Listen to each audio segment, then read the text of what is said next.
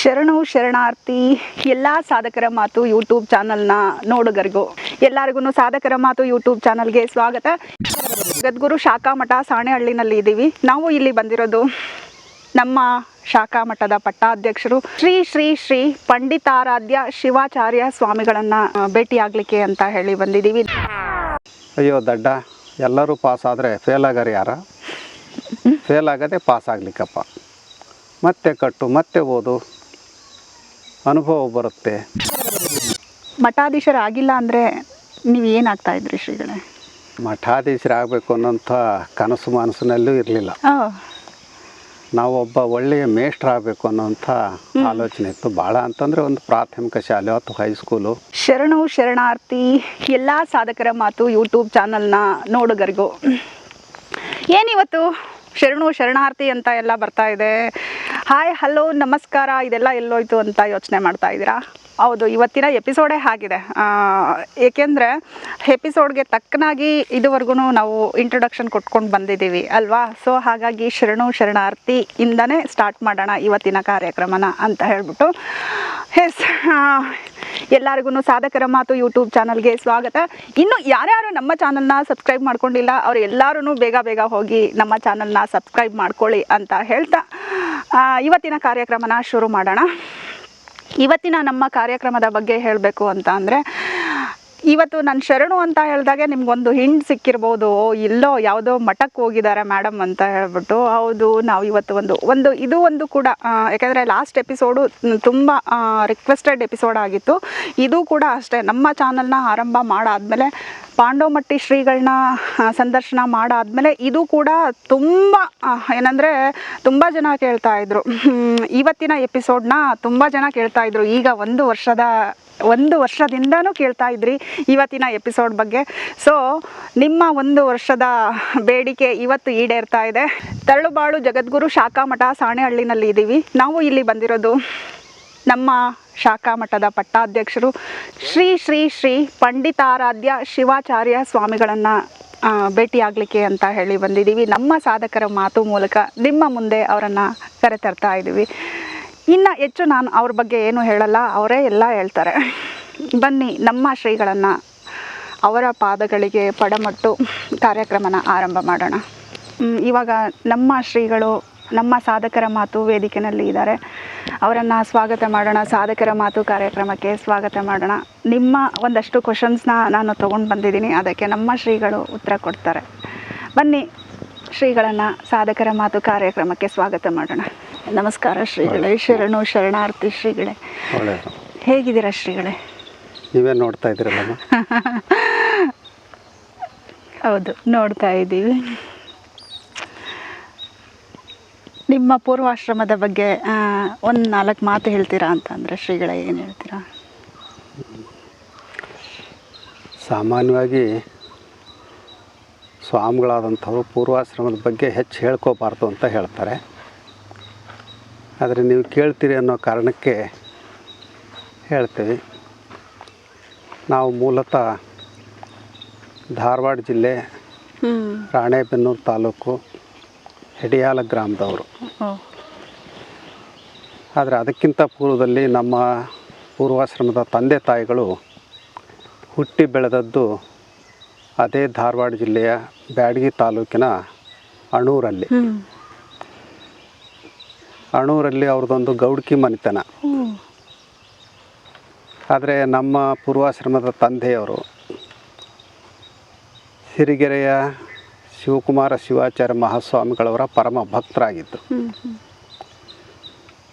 ಹಾಗಾಗಿ ನಿಮ್ಮ ಭಾಗದಲ್ಲಿ ಜಂಗಮರಿಲ್ಲಪ್ಪ, ನೀನು ಜಂಗಮ ದೀಕ್ಷೆಯನ್ನು ತೆಗೆದುಕೊಂಡು ಆ ಭಾಗದಲ್ಲಿ ಜಂಗಮರ ಕಾರ್ಯಗಳನ್ನು ನಿರ್ವಹಿಸಬೇಕು ಅನ್ನೋಂಥ ಸೂಚನೆಯನ್ನು ಕಾಶಿ ಮಹಾಲಿಂಗ ಸ್ವಾಮೀಜಿಯವರು ಮತ್ತು ಶ್ರೀ ಶಿವಕುಮಾರ ಶಿವಾಚಾರ್ಯ ಸ್ವಾಮೀಜಿಯವರು ಅವ್ರಿಗೆ ಆದೇಶ ಮಾಡಿದರು. ಅದರ ಸತ್ಫಲವಾಗಿ ಅವರು ಬೇರೆ ಉದ್ಯೋಗಕ್ಕೂ ಹೋಗ್ಲಿಕ್ಕೆ ಅವಕಾಶ ಇತ್ತು. ಆದರೆ ಆ ಉದ್ಯೋಗವನ್ನು ಕೂಡ ನಿರಾಕರಣೆ ಮಾಡಿ ಸಿರಿಗೆರೆಯಲ್ಲಿ ಜಂಗಮ ದೀಕ್ಷೆಯನ್ನು ಪಡೆದು ರಾಣೆಬೆನ್ನೂರು, ಹಿರೇಕೇರೂರು ಮತ್ತಿತರ ಭಾಗಗಳಲ್ಲಿ ಅಪ್ಪಟ ಜಂಗಮ ಏನು ಮಾಡ್ಬೋದೋ ಆ ಕೆಲಸ ಕಾರ್ಯಗಳನ್ನು ತುಂಬ ಶ್ರದ್ಧೆ ಮತ್ತು ಪ್ರಾಮಾಣಿಕತೆಯಿಂದ ಮಾಡಿದಂಥವ್ರು. ಅದರಲ್ಲೂ ಕೂಡ ನಾವು ಹುಟ್ಟಿ ಬೆಳೆದದ್ದು ಹೆಡಿಯಾಲ ಅಂತ ಹೇಳಿದ್ವಿ. ಆ ಊರಿನಲ್ಲೂ ಕೂಡ ಜಂಗಮರಿರಲಿಲ್ಲ. ಅಲ್ಲಿಯ ಜನರೆಲ್ಲ ಗುರುಗಳ ಗಮನಕ್ಕೆ ತಂದು ನಮ್ಮ ಪೂರ್ವಾಶ್ರಮದ ತಂದೆ ನಾಗಯ್ಯನವರನ್ನು ಹೆಡಿಯಾಲದಲ್ಲೇ ಉಳಿಯೋ ಹಾಗೆ ಮಾಡಿದರು. ಅಲ್ಲಿ ನಮ್ಮ ಜನನವಾದದ್ದು.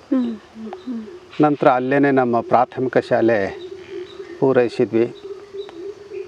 ಪ್ರಾಥಮಿಕ ಶಾಲೆ ಮುಗಿದ ಮೇಲೆ ಪ್ರೌಢಶಾಲೆಗೆ ಹೋಗಬೇಕು ಅನ್ನುವಂಥ ಅಭಿಲಾಷೆ ಇದ್ದರೂ ಕೂಡ ಆರ್ಥಿಕ ದಿಗ್ಬಂಧನ ಬಹುಶಃ ಕಾಡ್ತಾ ಇತ್ತು ಅಂತ ಕಾಣುತ್ತೆ. ಸುದೈವೋ ಅನ್ನೋ ಹಾಗೆ ಅದೇ ಸಂದರ್ಭದಲ್ಲಿ ಸುಣಕಲ್ಬಿದ್ರಿಯಲ್ಲಿ ಅಂದರೆ ಅಕ್ಕಪಕ್ಕ ಇದ್ದಾವು ತರಳಬಾಳು ಜಗದ್ರು ವಿದ್ಯಾಸಂಸ್ಥೆಯಿಂದ ಒಂದು ಪ್ರೌಢಶಾಲೆ ಪ್ರಾರಂಭ ಆಯಿತು. ಆ ಪ್ರೌಢಶಾಲೆಯ ಮೊದಲ ವಿದ್ಯಾರ್ಥಿಗಳು ನಾವು ಅಂತ ಹೇಳ್ಕೊಳ್ಳಿಕ್ಕೆ ಹೆಮ್ಮೆ ಆಗುತ್ತೆ. ಅಲ್ಲಿ ನಾವು ಹೈಸ್ಕೂಲ್ ವಿದ್ಯಾಭ್ಯಾಸವನ್ನು ಪ್ರಾರಂಭ ಮಾಡಿದ್ವಿ. ಆದರೆ ನಮಗೆಲ್ಲ ಗ್ರಾಮೀಣ ಪ್ರದೇಶದಿಂದ ಹೋದ ಹುಡುಗರಾಗಿದ್ದರಿಂದ ಇಂಗ್ಲೀಷ್ ಅನ್ನೋದು ಕಬ್ಬಿಣದ ಕಡಲೆ ಆಗಿತ್ತು. SSLC ಪಬ್ಲಿಕ್ ಪರೀಕ್ಷೆ ಇಂಗ್ಲೀಷು ಫೇಲ್ ಆಯಿತು. ಫೇಲ್ ಆದಾಗ ಮುಂದೆ ಇನ್ನೇನು ಓದು ನಿಲ್ಲುತ್ತೆ ಅಂತ ಭಾವಿಸ್ಕೊಂಡಿದ್ವಿ. ಮತ್ತೆ ಪರೀಕ್ಷೆ ಕಟ್ಟಿ ಪಾಸ್ ಮಾಡ್ಕೊಂಡ ನಂತರ ಮುಂದೇನು ಅನ್ನೋ ಪ್ರಶ್ನೆ ಕಾಡ್ತಾ ಇತ್ತು. ಆಗ ನಮ್ಮ ಪೂರ್ವಾಶ್ರಮದ ತಂದೆಯವರು ಸಿರಿಗೆರೆಗೆ ಒಂದು ಪತ್ರ ಕೊಟ್ಟು ನಮ್ಮನ್ನು ಕಳಿಸಿದರು. ಆಗ ನಾವು ರಾಣೆಬೆನ್ನೂರು ಬಿಟ್ಟರೆ ಬೇರೆ ಕಡೆ ಹೋದವರೇ ಅಲ್ಲ. ರೈಲ್ ಹತ್ಕೊಂಡು ಸಾಸಲು ಸ್ಟೇಷನಿಗೆ ಬಂದು ಅಲ್ಲಿಂದ ಸುಮಾರು 9 ಕಿಲೋಮೀಟರ್ ನಡ್ಕೊಂಡು ಸಿರಿಗೆರೆಗೆ ತಲುಪಿದ್ವಿ. ಆಗ ಗುರುಗಳು ನಾವು ಕೊಟ್ಟಂಥ ಪತ್ರವನ್ನು ನೋಡಿ ನಾವು ಯಾರ ಮಗ ಅಂತ ಅವ್ರಿಗೆ ಅರ್ಥ ಆಯಿತು. ಏನು ಕೆಲಸ ಮಾಡ್ತೀಯಪ್ಪ ಅಂತ ಕೇಳಿದರು. ನೀವೇನು ಕೊಟ್ಟರು ಕೆಲಸ ಮಾಡ್ತೀವ್ರಿ. ಹಾಗಿದ್ದರೆ ನಮ್ಮಲ್ಲಿ ಶೌಚಾಲಯ ತೊಳೆಯೋದ್ರಿಂದ ಹಿಡಿದು ಶಿವಪೂಜೆ ಮಾಡೋದ್ರವರೆಗೂ ಕೆಲಸ ಇದೆ. ಇದರಲ್ಲಿ ಯಾವ್ದು ಮಾಡ್ತೀಯ? ನೀವು ಯಾವ್ದು ಕೊಟ್ಟರೂ ಆಗ್ಬೋದು. ಸರಿ, ಹಾಗಿದ್ದರೆ ನಮ್ಮ ಆಡಳಿತ ಕಚೇರಿಯಲ್ಲಿ ಬಂದಂಥ ಜನರಿಗೆ ಕಾಫಿ ಕೊಡೋದು, ಕಸ ಹೊಡೆಯೋದು, ಈ ಕೆಲಸ ಮಾಡ್ಕೊಂಡಿರಪ್ಪ ಅಂತ ಹೇಳಿದರು. ಆ ಕೆಲಸ ಭಾಳ ಶ್ರದ್ಧೆಯಿಂದನೇ ಮಾಡಿದ್ವಿ. ಆದರೆ ಮುಂದೆ ಶ್ರೀಮಠದಲ್ಲಿ ಬಂದಂಥವ್ರಿಗೆ ಪ್ರಸಾದಕ್ಕೆ ನೀಡಿ ಅವರು ಊಟ ಮಾಡಿದಂಥ ತಟ್ಟೆಗಳನ್ನು ತೊಳಿಬೇಕು ಅಂದಾಗ ನಮಗೆ ಭಾಳ ಮುಜುಗರ ಆಗ್ಲಿಕ್ಕೆ ಶುರುವಾಯಿತು. ಯಾಕೆ ಅಂತಂದರೆ ಒಂದು ರೀತಿ ನಾವು ಜಂಗಮರ ಮಕ್ಕಳು, ನಮ್ಮ ತಟ್ಟೆನೇ ನಾವು ತೊಳೆದ್ರೆ ರೂಢಿ ಇರೋಲ್ಲ. ಈಗ ಇನ್ನೊಬ್ರು ಯಾರೋ ಊಟ ಮಾಡಿದಂಥ ತಟ್ಟೆಯನ್ನು ತೊಳೆಯೋದು ಹೇಗೆ? ಆದರೆ ನಾವು ತೊಳೆದೇ ಇದ್ರೆ ನಮ್ಮನ್ನು ಬಿಟ್ಟು ಓಡಿಸ್ಬಿಡ್ಬೋದು. ಮನಸ್ಸಿಲ್ಲದ ಮನಸ್ಸಿನಿಂದ ಆರಂಭದಲ್ಲಿ ಆ ಕೆಲಸ ಮಾಡ್ತಾ ಇದ್ವಿ. ಕ್ರಮೇಣ ಅದು ರೂಢಿ ಆಯಿತು. ನಮ್ಮ ಶ್ರದ್ಧೆಯನ್ನು ಗಮನಿಸಿದಂಥ ಪೂಜ್ಯ ಶ್ರೀ ಶಿವಕುಮಾರ ಶಿವಾಚಾರ್ಯ ಸ್ವಾಮೀಜಿಯವರು ಟು ಫ್ರಮ್ ಮಾಡ್ಕೊಳ್ಳಿಕ್ಕೆ ಅವಕಾಶ ಕಲ್ಪಿಸ್ಕೊಟ್ರು. ಅಂದರೆ ಬಂದಂಥ ಪತ್ರಗಳನ್ನು ದಾಖಲೀಕರಣಗೊಳಿಸೋವಂಥದ್ದು, ಹೋಗುವ ಪತ್ರಗಳನ್ನು ದಾಖಲೀಕರಣಗೊಳಿಸೋವಂಥದ್ದು. ಹೀಗೆ ಆದಮೇಲೆ ಬಂದವ್ರಿಗೆಲ್ಲ ಯಾವುದೋ ಜವಾನ್ ಕೆಲಸನೋ, ಅಟೆಂಡರ್ ಕೆಲಸನೋ, ಕ್ಲಾರ್ಕ್ ಕೆಲಸನೋ ಇಂಥ ಶಾಲೆಗೆ ಹೋಗಿ ಮಾಡು ಅಂತ ಹೇಳ್ತಾಯಿದ್ರು. ಆದರೆ ನಮಗೆಲ್ಲ 3-4 ತಿಂಗಳಾದರೂ ಕೂಡ ಸುದ್ದಿ ಇಲ್ಲ.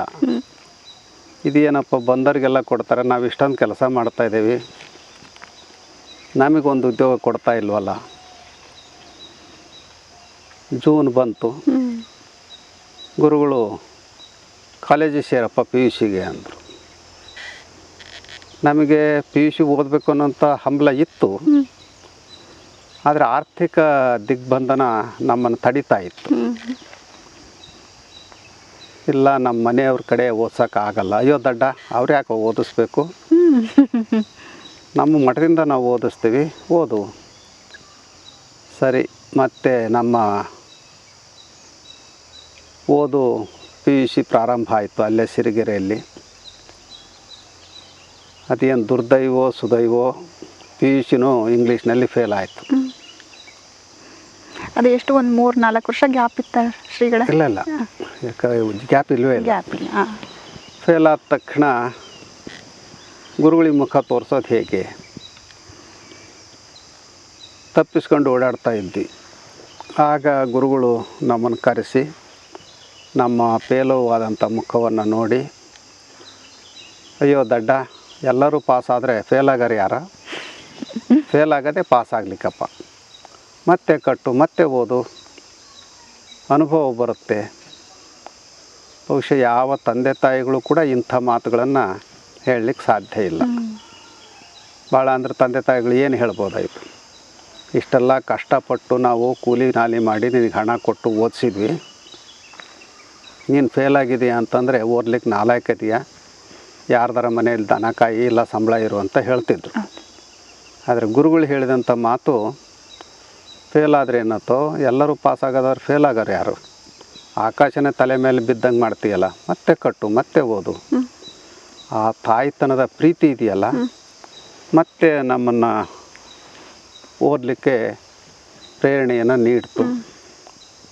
ಸರಿ, ಮತ್ತೆ ಓದಿದ್ವಿ, ಪಾಸಾದ್ವಿ.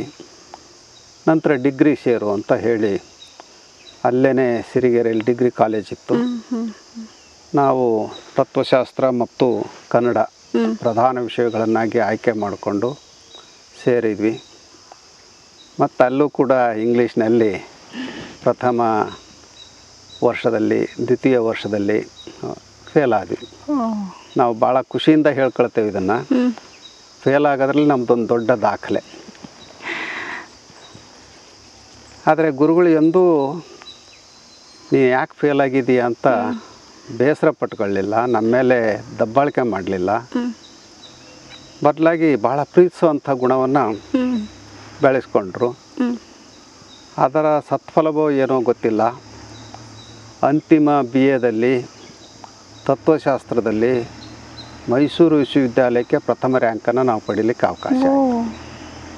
ಅಂದರೆ ಒಬ್ಬ ವಿದ್ಯಾರ್ಥಿ ಫೇಲ್ ಆಗಿದ್ದಾನೆ ಅಂದ ತಕ್ಷಣ ಅವ್ನು ದಡ್ಡ ಅಂತ ಯಾರು ಭಾವಿಸೋಂಥ ಅಗತ್ಯ ಇಲ್ಲ. ಕಾರಣಗಳು, ಸನ್ನಿವೇಶಗಳು, ಸಂದರ್ಭಗಳು ಆ ವ್ಯಕ್ತಿ ಫೇಲ್ ಆಗಲಿಕ್ಕೆ ಕಾರಣ ಆಗಿರ್ಬೋದು.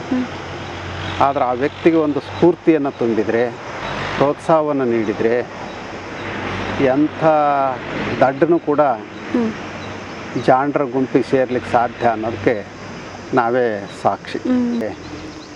ಮೈಸೂರು MA ಫಿಲಾಸಫಿ ಸೇರಿದ್ವಿ. ಅಲ್ಲಿ ಬಹುತೇಕ ಕಾನ್ವೆಂಟಿಂದ ಬಂದಿರುವಂಥ ವಿದ್ಯಾರ್ಥಿಗಳೇ ಹೆಚ್ಚು.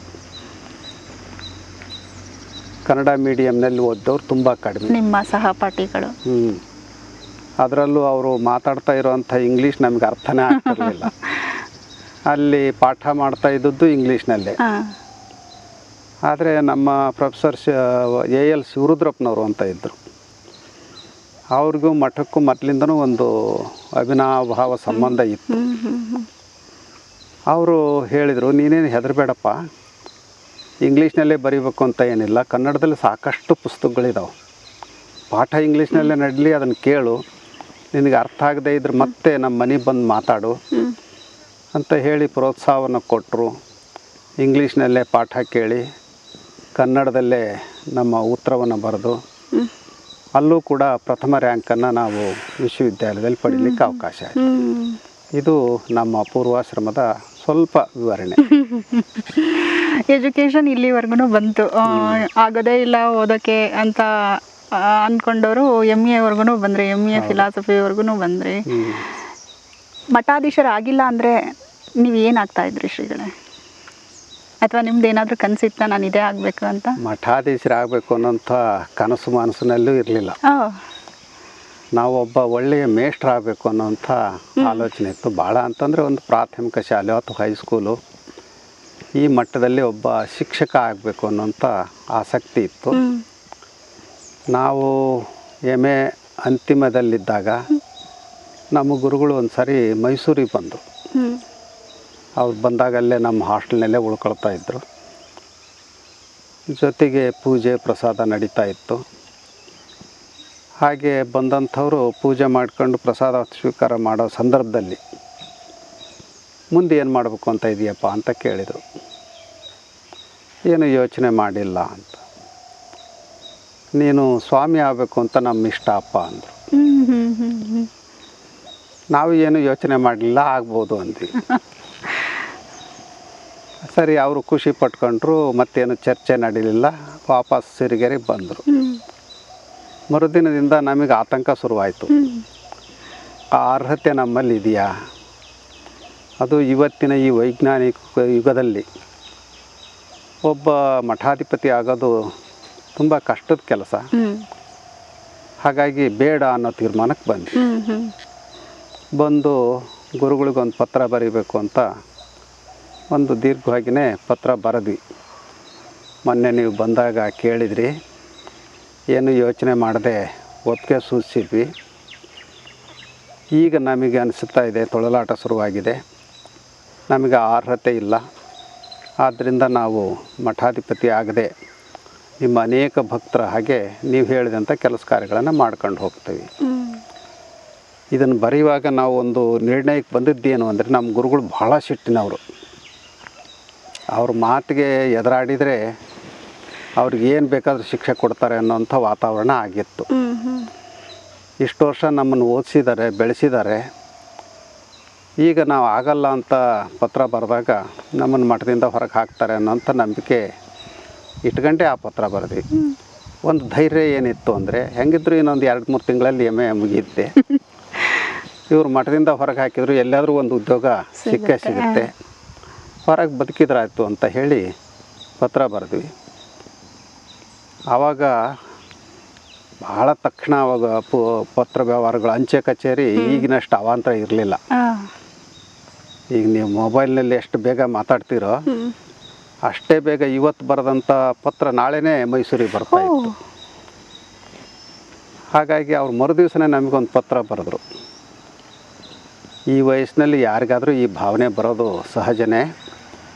ಒಂದು ಹೆಣ್ಣಿನ ಮೇಗಿನ ಆಸೆಯಿಂದ ನೀನು ಈ ರೀತಿ ಭಾವನೆ ಮಾಡ್ಕೊಂಡಿರ್ಬೇಕು.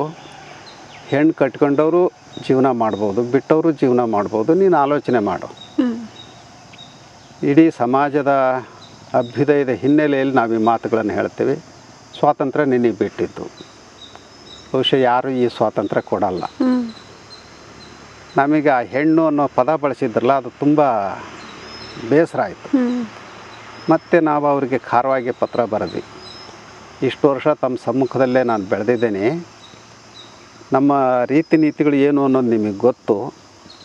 ಆದರೂ ಈ ಪದ ಬಳಸಿದರೆ ನಮ್ಗೆ ತುಂಬ ಬೇಸರ ಆಯಿತು. ಅದರಿಂದ ಅಲ್ಲ, ನನ್ನ ಸ್ವಸಾಮರ್ಥ್ಯ ಇಲ್ಲ ಅನ್ನೋ ಭಾವನೆಯಿಂದ ನಾವು ಬರೆದಿರೋ ಅಂಥದ್ದು. ಹೀಗೆ ಅವರ ನಮ್ಮ ಮಧ್ಯೆ 3-4 ಪತ್ರ ವ್ಯವಹಾರಗಳು ನಡೆದ ನಂತರ ನಾವು ಒಪ್ಪಿಗೆಯನ್ನು ಸೂಚಿಸಿದ್ವಿ. ಮುಂದೆ 1977 ಡಿಸೆಂಬರ್ 25 ಮಾದಾರ ಚೆನ್ನಯ್ಯ ಜಯಂತಿ ಅಂತ ಅವತ್ತಿದ್ದದ್ದು. ಆ ಚೆನ್ನಯ್ಯ ಜಯಂತಿಯ ದಿನ ಸಾಣೆಹಳ್ಳಿ ಮಠಕ್ಕೆ ನಾವು ಪಟ್ಟಾಧ್ಯಕ್ಷರಾಗಿ ಅಧಿಕಾರವನ್ನು ಸ್ವೀಕಾರ ಮಾಡ್ಕೊಂಡು. ಬೇರೆ ಮಠಗಳಿಗೆ ಹೋಲಿಸ್ಕೊಂಡ್ರೆ ನಿಮ್ಮ ಮಠ ಅಥವಾ ಸಾಣೆಹಳ್ಳಿ ಮಠ ವಿಭಿನ್ನ ಅಂತ ಹೇಗೆ ಅನ್ಸ್ಕೊಳ್ಳುತ್ತೆ ಶ್ರೀಗಳೇ? ಅದು ನೀವು ಹೇಳಬೇಕು. ಅಲ್ಲ, ನನ್ನ ಪ್ರಶ್ನೆ ವಿಭಿನ್ನನೋ ಅದು ನಿಮಗೆ ಗೊತ್ತು. ಇಲ್ಲ, ಇದು ಒಂದಷ್ಟು ಪ್ರಶ್ನೆ ಇದೆ ಕೆಲವರದು, ಅದಕ್ಕೋಸ್ಕರ ಕೇಳ್ತಾ ಇದ್ದೀನಿ.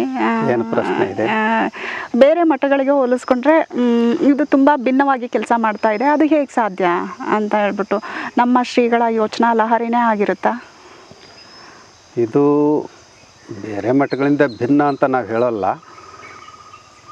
ಆದರೆ ಈ ನಮ್ಮ ಮಠ ಭಕ್ತರ ನಡುವೆ ಬೆಳೆದು ಬಂದಂಥ ಮಠ. ಭಕ್ತರನ್ನ ಬಿಟ್ಟು ಮಠ ಇಲ್ಲ, ಮಠವನ್ನು ಬಿಟ್ಟು ಭಕ್ತರಿಲ್ಲ. ಹಾಗಾಗಿ ನಮ್ಮ ಹಿರಿಯ ಗುರುಗಳು ಪದೇ ಪದೇ ಹೇಳ್ತಾ ಇದ್ದಂಥ ಒಂದು ಮಾತು, ಭಕ್ತರಿಗೆ ಅಂಜಿ ನಡೆಯುವ ಗುರುವಿಗೆ ಅಂಜಿ ನಡೆಯುವ ಭಕ್ತ ಇದ್ದಾಗ ಮಾತ್ರ ಆ ಸಮಾಜ, ಆ ಮಠ ಅಭಿವೃದ್ಧಿಯನ್ನು ಹೊಂದುತ್ತೆ. ಬಹುಶಃ ಅದೇ ನಮಗೂ ಕೂಡ ಮಾರ್ಗದರ್ಶಿ ಆಯಿತು. ಆ ಕಾರಣದಿಂದ ನಾವು ಸಿರಿಗೆರೆಯಲ್ಲೇ ಸುಮಾರು 45 ವರ್ಷಗಳ ಕಾಲ ಇದ್ದು ಅವ್ರು ನಮ್ಮ ಗುರುಗಳದೊಂದು ಆದೇಶ ಇತ್ತು, ಯಾರು ಯಾವುದೇ ಮಠಕ್ಕೆ ಸ್ವಾಮಿಗಳಾದರೂ ಕೂಡ ಮೂಲ ಮಠದಲ್ಲೇ ಅವರಿದ್ದು ಎಲ್ಲ ಕೆಲಸ ಕಾರ್ಯಗಳನ್ನು ಒಬ್ಬೊಬ್ಬರು ಒಂದೊಂದು ವಿಭಾಗ, ಈಗ ಸರ್ಕಾರದಲ್ಲಿ ಬೇರೆ ಬೇರೆ ಸಚಿವರು ಇರ್ತಾರಲ್ಲ, ಒಬ್ಬೊಬ್ರಿಗೆ ಒಂದೊಂದು ಖಾತೆ ಕೊಟ್ಟಿರ್ತಾರೆ. ಅವರು ಹೇಗೆ ತಮ್ಮ ತಮ್ಮ ಖಾತೆಯನ್ನು ಜವಾಬ್ದಾರಿಯಿಂದ ನಿರ್ವಹಿಸಿದರೆ ಇಡೀ ಸಮಾಜದ ಅಭಿವೃದ್ಧಿ ಆಗುತ್ತೆ ಅಂತ ಇದೆಯೋ, ಹಾಗೆ ನಮ್ಮಲ್ಲೂ ಕೂಡ ಅವರು ವಿಭಾಗ ಮಾಡ್ತಾಯಿದ್ರು. ಆ ಸಂದರ್ಭದಲ್ಲಿ ನಮ್ಮ ಜೊತೆಗೇ ಇನ್ನೂ ಒಬ್ಬರಿದ್ದರು, ಮರಳು ಸಿದ್ದಯ್ಯನವರು ಅಂತ. ಆಮೇಲೆ ಮರಳು ಸಿದ್ದೇಶ್ವರ ಸ್ವಾಮಿಗಳು ಅಂತ ಇದ್ದರು. ಅವರೆಲ್ಲ ಸ್ವಾಮಿಗಳಾಗಿದ್ದರು, ಮರಳು ಸಿದ್ದೇಶ್ವರ ಸ್ವಾಮಿಗಳು. ನಾವು ಮತ್ತು ಮರಳು ಸಿದ್ದಯ್ಯನವರು ಸ್ವಾಮಿಗಳಾಗಿರಲಿಲ್ಲ. ಆದರೂ ನಮಗೆಲ್ಲ ಆವಾಗಲೇ ಒಂದೊಂದು ಜವಾಬ್ದಾರಿಯನ್ನು ನಿರ್ವಹಿಸಿದ್ರು. ಅವರು ಆರ್ಥಿಕ ಜವಾಬ್ದಾರಿಯನ್ನು ನೋಡುವಂಥದ್ದು, ನಾವು ಪತ್ರ ವ್ಯವಹಾರಗಳು ನೋಡುವಂಥದ್ದು, ಒಬ್ಬೊಬ್ರಿಗೆ ಒಂದೊಂದು ಜವಾಬ್ದಾರಿಯನ್ನು ನೀಡ್ತಾಯಿದ್ರು. ಹಾಗಾಗಿ ಅಲ್ಲಿಂದಲೇ ಈ ಮಠ ವಿಭಿನ್ನ ಅಂತ ನಮಗನ್ನಿಸ್ತು. ಯಾಕೆಂದರೆ ಸ್ವಾಮಿಗಳಾಗಿ ಬರೀ ಬಂದು ಭಕ್ತರಿಗೆ ಆಶೀರ್ವಾದ ಮಾಡೋದು, ಅವ್ರಿಗೆ ಏನೋ ಫಲ ಕೊಡ್ತೇವೆ ಅಂತ ಹೇಳೋದು ಅಲ್ಲ, ಬದಲಾಗಿ ಅವರನ್ನು ಜಾಗೃತಗೊಳಿಸುವಂಥದ್ದು. ಇದಕ್ಕೆಲ್ಲ ಅವ್ರಿಗೆ ಸ್ಫೂರ್ತಿ ನೀಡಿದ್ದು ಬಸವಾದಿ ಶಿವಶರಣರ ಸಂದೇಶಗಳು. ನಮ್ಮ ಗುರುಗಳು ಬಹುಶಃ ಬಸವಣ್ಣನವರನ್ನು ನಂಬಿದಷ್ಟು ಇನ್ಯಾರನ್ನೂ ನಂಬಿರಲಿಲ್ಲ. ಹಾಗಾಗಿ ಅವರು ಬಸವಣ್ಣವರನ್ನು ಗೃಹಸ್ಥ ಜಗದ್ಗುರು ಬಸವಣ್ಣ ಅಂತ ಕರಿತಾಯಿದ್ರು. ಅವರ ಮಾರ್ಗದರ್ಶನವೇ ನಮಗೂ ಕೂಡ ತಳಹದಿ ಆಯಿತು. ಆ ಬಸವ ಸಂದೇಶದಂತೆ ಬದುಕನ್ನು ಕಟ್ಕೊಳ್ಬೇಕು ಮತ್ತು ಸಮಾಜದ ಬದುಕನ್ನು ಕಟ್ಟಬೇಕು. ಯಾಕೆ ಇದು ಬೇರೆ ಮಠಗಳಿಂದ ಭಿನ್ನ ಆಗಿದೆ ಅನ್ನೋದನ್ನು ಈಗಲೂ ಜನ ಮಾತಾಡೋ ಅಂಥದ್ದು. ಬಸವ ತತ್ವ ಹೇಳುವಂಥವ್ರು ಸಾಕಷ್ಟು ಜನ ಇದ್ದಾರೆ, ಆದರೆ ಆ ತತ್ವದಂತೆ ಬದುಕನ್ನು ಕಟ್ಕೊಳ್ಳೋ ಅಂಥವ್ರು ತುಂಬ ವಿರಳ. ಈಗ ಬಸವ ತತ್ವ ಸಮಾನತೆಯನ್ನು ಎತ್ತಿ ಹಿಡಿಯುತ್ತೆ. ಅಲ್ಲಿ ಜಾತಿ ಭೇದ ಇರಬಾರ್ದು ಅಂತ ಹೇಳುತ್ತೆ, ಲಿಂಗ ಭೇದ ಇರಬಾರ್ದು ಅಂತ ಹೇಳುತ್ತೆ, ವರ್ಗ ಭೇದ ಇರಬಾರ್ದು ಅಂತ ಹೇಳುತ್ತೆ. ಆದರೆ ಬೇರೆ ಬೇರೆ ಮಠಗಳಲ್ಲಿ ನೀವು ಇವೆಲ್ಲವನ್ನೂ ಕಾಣ್ತಾ ಇರ್ಬೋದು. ಅದರ ಜೊತೆಗೆ ಎಲ್ಲ ರೀತಿಯ ಮೌಢ್ಯಗಳನ್ನು ಧಿಕ್ಕರಿಸಬೇಕು ಅಂತ ಹೇಳುತ್ತೆ. ನೀವು ಮೂಢನಂಬಿಕೆಗಳಿಗೆ ಒಳಗಾಗಿ ಶಾಸ್ತ್ರ ನೋಡೋದು, ಪಂಚಾಂಗ ನೋಡೋದು, ದೇವರ ಶಾಸ್ತ್ರ ಕೇಳೋದು, ಅಪ್ಪಣೆ ಕೇಳೋದು, ಇಂಥವು ಯಾವುಗಳಿಗೂ ನಮ್ಮ ಮಠದಲ್ಲಿ ಅವಕಾಶ ಇಲ್ಲ. ನೀವು ಬಹುಶಃ ಈ ಎಲ್ಲ ಆವರಣಗಳನ್ನು ಸುತ್ತಿದೆ ಅಂತ ಕಾಣಿಸ್ತೆ. ಇಲ್ಲಿ ಸುಮಾರು ಒಂದು 1000 ದೇವಾಲಯಗಳಿದಾವೆ ಅಂತ ಭಾವಿಸ್ಬೋದು ಯಾರಾದರೂ. ಆದರೆ ನಮ್ಮ ಶಾಲಾ ಕಟ್ಟಡಗಳೇ ದೇವಾಲಯಗಳು, ರಂಗಮಂದಿರಗಳೇ ದೇವಾಲಯಗಳು, ನಮ್ಮ ವಿದ್ಯಾರ್ಥಿಗಳೇ ದೇವರು. ಹಾಗಾಗಿ ಎಲ್ಲೂ ಕೂಡ ನೀವು ಒಂದು ಸ್ಥಾವರ ಗುಡಿಯನ್ನು ಅಥವಾ ಸ್ಥಾವರ ಮೂರ್ತಿಯನ್ನು ನಮ್ಮ ಮಠದ ಆವರಣದಲ್ಲಿ ಕಾಣಲಿಕ್ಕೆ ಸಾಧ್ಯ ಇಲ್ಲ. ಇದು ಬಸವ ತತ್ವದ ಪರಿಣಾಮ. ಶಿವಸಂಚಾರ ನಾಟಕ ಯಶಸ್ವಿ ಪ್ರದರ್ಶನ ಪಡೀತಾ ಇದೆ. ಈ ಕಲಾವಿದರು ಸ್ಥಳೀಯರ ಅಥವಾ ಎಲ್ಲಿಯವರು ಶ್ರೀಗಳೇ? ಶಿವಸಂಚಾರಕ್ಕೂ ತನ್ನದೇ ಆದಂಥ ಒಂದು ಇತಿಹಾಸ ಇದೆ. ನಮ್ಮ ಹಿರಿಯ ಗುರುಗಳು ರಂಗಭೂಮಿಯ ಮೂಲಕ ಬಸವಾದಿ ಶರಣರ ತತ್ವಗಳನ್ನು ಜನಸಾಮಾನ್ಯರಿಗೆ ಮುಟ್ಟಿಸ್ಬೇಕು ಅನ್ನುವಂಥ ಕಾರಣದಿಂದ ಸಿರಿಗೆರೆಯಲ್ಲಿ ತರಳಬಾಳು ಕಲಾ ಸಂಘ ಅಂತ ಪ್ರಾರಂಭ ಮಾಡಿದರು. ಸುಮಾರು 1950ರ ಅಂದಾಜಿನಲ್ಲಿ. ನಂತರ ನಾವು ಸ್ವಾಮಿಗಳಾದ ಮೇಲೆ ಸಾಣೆಹಳ್ಳಿಯಲ್ಲೂ ಒಂದು ಕಲಾ ಸಂಘ ಮಾಡಬೇಕು ಅಂತ ಹೇಳಿ ನಮಗೆ ಸ್ಫೂರ್ತಿಯನ್ನು ನೀಡಿದಂಥ ನಮ್ಮ ಗುರುಗಳ ಹೆಸರಿನಲ್ಲೇ ಶ್ರೀ ಶಿವಕುಮಾರ ಕಲಾ ಸಂಘ ಅಂತ ಹೇಳಿ ನೋಂದಾಯಿಸಿದ್ವಿ. ಆವಾಗ ಇಲ್ಲಿ ಸ್ಥಳೀಯ ನಾಗರಿಕರು ಮತ್ತು ನಮ್ಮ ವಿದ್ಯಾರ್ಥಿಗಳು, ಅಧ್ಯಾಪಕರು ನಾಟಕಗಳಲ್ಲಿ ಭಾಗವಹಿಸಿ ವರ್ಷಕ್ಕೆ 1-2 ನಾಟಕಗಳನ್ನು ಅಭಿನಯಿಸ್ತಾ ಇದ್ದರು. ಒಮ್ಮೆ ಚಿತ್ರದುರ್ಗದಲ್ಲಿ ರಚನಾ ತಂಡ ಅಂತ ಇದೆ, ಆ ತಂಡದವರು ಒಂದು ರಂಗಭೂಮಿ ಬಗ್ಗೆ ಸೆಮಿನಾರ್ ಮಾಡಿದರು. ಆ ಸೆಮಿನಾರ್ನಲ್ಲಿ ಅನೇಕ ಜನ ರಂಗ ತಜ್ಞರಿದ್ದರು. ಅವರಲ್ಲಿ CGK ಅಂತ ಒಬ್ಬರು, ಅವರು ಅಂಗವಿಕಲರು, ಓಡಾಡಲಿಕ್ಕೆ ಅಷ್ಟು ಆಗ್ತಿರಲಿಲ್ಲ, ಆದರೆ ಬಹಳ ಮೇಧಾವಿಗಳು. ಅವರು ವ್ಯಾವಹಾರಿಕ ಜ್ಞಾನನೂ ಇತ್ತು, ಅಧ್ಯಯನ ಇತ್ತು, ಜೊತೆಗೆ ರಂಗಭೂಮಿಯ ಬಗ್ಗೆ ಅಪಾರವಾದಂಥ ಕಳಕಳಿ ಇತ್ತು. ಆದರೆ ಅವರು ಮಠಗಳು ಸ್ವಾಮಿಗಳನ್ನ ನಂಬುವಂಥವ್ರಲ್ಲ, ಕಮ್ಯುನಿಸ್ಟು ತತ್ವದಿಂದ ಪ್ರೇರಿತರಾದಂಥವ್ರು. ಆ ಸಭೆಯಲ್ಲಿ ಅವರು ನಮ್ಮಿಂದ ಪ್ರಭಾವಿತರಾದರೂ ಅಥವಾ ನಾವು ಅವರಿಂದ ಪ್ರಭಾವಿತರಾದೋ ಗೊತ್ತಿಲ್ಲ. ನಾವು ಸಹಜವಾಗಿ ಅವರಿಗೆ ಒಂದು ಸಾರಿ ಸಾಣೆಹಳ್ಳಿಗೆ ನೀವು ಬನ್ನಿ ಅಂತ ಹೇಳಿದ್ವಿ. ಖಂಡಿತ ಬರ್ತೀನಿ ಅಂದರು. ನಂತರ ಬೇರೆಯವರು ನಮಗೆ ಹೇಳಿದ್ದು, ಸ್ವಾಮೀಜಿ ಅವರು ಯಾವ ಮಠಕ್ಕೂ ಹೋಗಲ್ಲ, ಸುಮ್ಮನೆ ದಾಕ್ಷಿಣ್ಯಕ್ಕಾಗಿ ಬರ್ತೀನಿ ಅಂತ ಹೇಳಿದ್ದಾರೆ, ಅವ್ರು ಖಂಡಿತ ಬರಲ್ಲ, ಬರೋದು ಬಿಟ್ಟೋದು ಅವ್ರಿಗೆ ಬಿಟ್ಟಿದ್ದು, ಬರೋದಾದ್ರೆ ಬರಲಿ ಬೇಡವಾದ್ರೆ ಬಿಡಲಿ ಅಂತ ಹೇಳಿ ನಾವು ಅವ್ರಿಗೆ ಮತ್ತೊಂದು ಸಾರಿ ಆಹ್ವಾನ ಮಾಡಿ ನೆಕ್ಸ್ಟು ಸಾಣಿಹಳ್ಳಿಯಲ್ಲಿ ಒಂದು ದಲಿತ ಮಕ್ಕಳ ರಂಗ ತರಬೇತಿ ಶಿಬಿರ ಅಂತ ನಾಟಕ ಅಕಾಡೆಮಿಯಿಂದ ನಡೀತು. ಆವಾಗ ಕೆ ಮರುಳು ಸಿದ್ದಪ್ಪನವರು ನಾಟಕ ಅಕಾಡೆಮಿ ಅಧ್ಯಕ್ಷ ಆಗಿದ್ದರು. ಅವ್ರಿಗೆ ಹೇಳಿದ್ವಿ, ಈ ತರಬೇತಿ ಶಿಬಿರದ ಮುಕ್ತಾಯಕ್ಕೆ CGK ಅಂತ ಇದ್ದಾರಂತಲ್ಲ, ಅವ್ರನ್ನ ಕರ್ಕೊಂಡು ಬರ್ತೀರಾ ನೀವು? ನನ್ನ ಸ್ನೇಹಿತ ಕರ್ಕೊಂಡು ಬರ್ತೀನಿ. ಸರಿ, ಆ ಸಂದರ್ಭಕ್ಕೆ ಅವರು ಬಂದರು. ಆವಾಗ ಇಷ್ಟೆಲ್ಲ ರಂಗ ಚಟುವಟಿಕೆಗಳು ಇರಲಿಲ್ಲ, ಆದರೆ ಇದ್ದ ಚಟುವಟಿಕೆಗಳನ್ನು ನೋಡಿದ್ವಿ, ಅವ್ರಿಗೆ ಭಾಳ ಖುಷಿ ಆಯಿತು. ಅವ್ರು ಹೇಳಿದರು, ಸ್ವಾಮೀಜಿ, ವರ್ಷಕ್ಕೆ 1-2 ನಾಟಕಗಳನ್ನು ಆಡಿಸೋದಕ್ಕಿಂತ ಇದೊಂದು ನಿರಂತರ ಚಳುವಳಿ ಆಗಬೇಕು. ಯಾಕೆ ನೀವು ಒಂದು ರೆಪರ್ಟರಿ ಪ್ರಾರಂಭ ಮಾಡಬಾರ್ದು? ಬಹುಶಃ ಆ ಸಂದರ್ಭದಲ್ಲಿ ನಮಗೆ ರೆಪರ್ಟರಿ ಅಂದರೆ ಏನು ಅಂತಲೇ ಗೊತ್ತಿಲ್ಲ. ನಾವು ಸಹಜವಾಗಿ ಅವ್ರಿಗೆ ಹೇಳಿದ್ವಿ, ಆಯಿತು, ನೀವು ಹಿಂದೆ ನಿಂತಿದ್ದ ಕೆಲಸ ಮಾಡೋದಾದರೆ ಪ್ರಾರಂಭ ಮಾಡೋಣ ಅಷ್ಟು ಹೇಳಿ ಅವರು ವಾಪಸ್ ಬೆಂಗಳೂರಿಗೆ ಹೋದರು. ಮಳೆ ಬಿಟ್ಟರು ಮರದ ಹನಿ ಬಿಡೋದಿಲ್ಲ ಅಂತ ಒಂದು ಗಾದೆ ಮಾತಿದೆ. ನಾವು ಮರೆತರು ಅವ್ರು ಮರೀಲಿಲ್ಲ. ಮತ್ತೆ ಫೋನ್ ಮೇಲೆ ಫೋನ್ ಮಾಡ್ತಾಯಿದ್ರು, ಸ್ವಾಮೀಜಿ ಯಾವಾಗ ಪ್ರಾರಂಭ ಮಾಡೋಣ, ಏನು ಹೆಸರು ಇಡೋಣ, ನೀವೇ ಯೋಚನೆ ಮಾಡಿ ಹೇಳ್ರಿ ಅಂತ. ಕೊನೆಗೆ ಅವರು ಶಿವಸಂಚಾರ ಅಂತ ಅದಕ್ಕೆ ಹೆಸರನ್ನು ಕೊಟ್ಟು 1997ರಲ್ಲಿ ನಮ್ಮ ಈ ಶಿವಸಂಚಾರ ಪ್ರಾರಂಭ ಆಯಿತು. ಶಿವಸಂಚಾರ ಅನ್ನೋದಕ್ಕೆ ಪರ್ಟಿಕ್ಯುಲರ್ ಆಗಿ ಏನಾದರೂ ಒಂದು ಮೀನಿಂಗ್ ಇದೆ? ಶಿವಸಂಚಾರ ಅಂತಂದರೆ ದ್ರಾವಿಡ ಕಲ್ಚರ್. ಇದು ಒಂದು ಶಿವ ತಾಂಡವ ನೃತ್ಯ ಮಾಡಿದಾಗ ಬೇರೆ ಬೇರೆ ರೀತಿಯ ನಾದಗಳು ಹೊರಟುವಂಥ, ಹಾಗೆ ನಮ್ಮ ಶಿವ ಸಂಚಾರದಿಂದ ಬೇರೆ ಬೇರೆ ನಾದಗಳು ಹೊರಡಬೇಕು ಅನ್ನುವಂಥದ್ದು ಅವರ ಒಂದು ಸಂಕಲ್ಪ. ಹಾಗಾಗಿ ಆಗ ಶಿವ ಸಂಚಾರ 97ರಲ್ಲಿ ಪ್ರಾರಂಭ ಆಯಿತು. ಆರಂಭದ ದಿನಗಳಲ್ಲಿ ನಾವು ಒಂದು ಜಾಹೀರಾತನ್ನು ಕೊಟ್ವಿ, ಆದರೂ ಅಂಥ ಒಳ್ಳೆಯ ಕಲಾವಿದರೇನು ಬರಲಿಲ್ಲ. ಬಂದವರನ್ನೇ ತರಬೇತಿಯನ್ನು ಕೊಟ್ಟು CGK ಒಂದು ನಾಟಕ ಕಲಿಸಿದರು, ಇಲ್ಲೇ ಇರೋವಂಥ ಬದಾಮಿ ಒಂದು ನಾಟಕ ಕಲಿಸಿದರು, ಅಶೋಕ್ ಬಾದ್ರದಿನ್ನಿಯವರು ಒಂದು ನಾಟಕ ಕಲಿಸಿದರು. ನಂತರ ತಿರುಗಾಟ ಪ್ರಾರಂಭ ಆಯಿತು. ಮೊದಲನೇ ವರ್ಷವೇ ತುಂಬ ಅದು ಜನರ ಗಮನವನ್ನು ಸೆಳೆಯೋ ಹಾಗಾಯಿತು.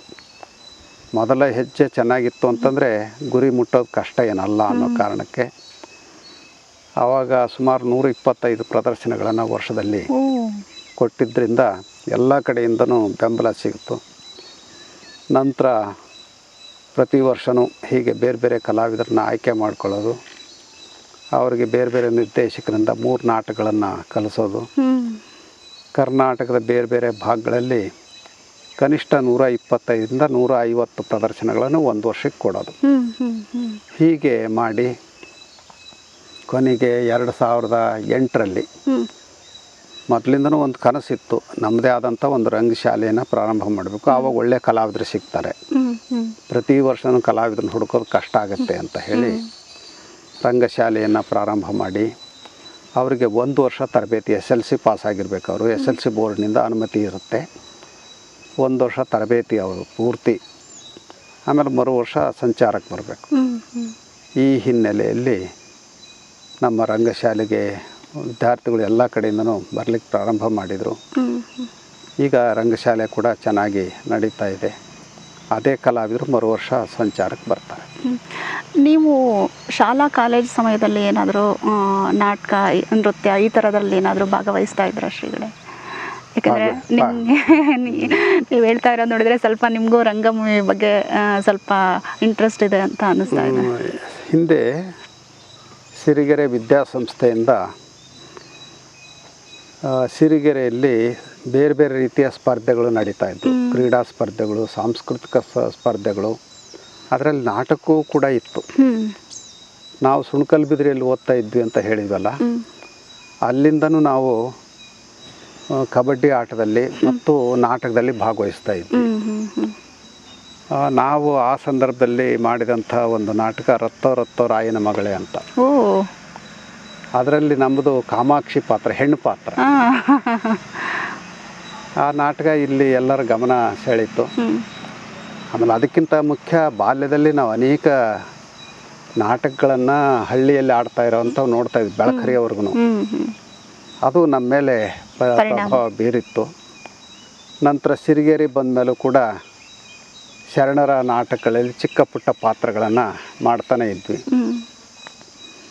ಮತ್ತು ಮೈಸೂರಿಗೆ ನಾವು ಓದ್ಲಿಕ್ಕೆ ಹೋದಾಗ ಅಲ್ಲಿಂದ ಒಂದು ನಾಟಕ ಇಲ್ಲಿ ತಗೊಂಡು ಬಂದಿದ್ವಿ ಸಿರಿಗೆರೆಗೆ.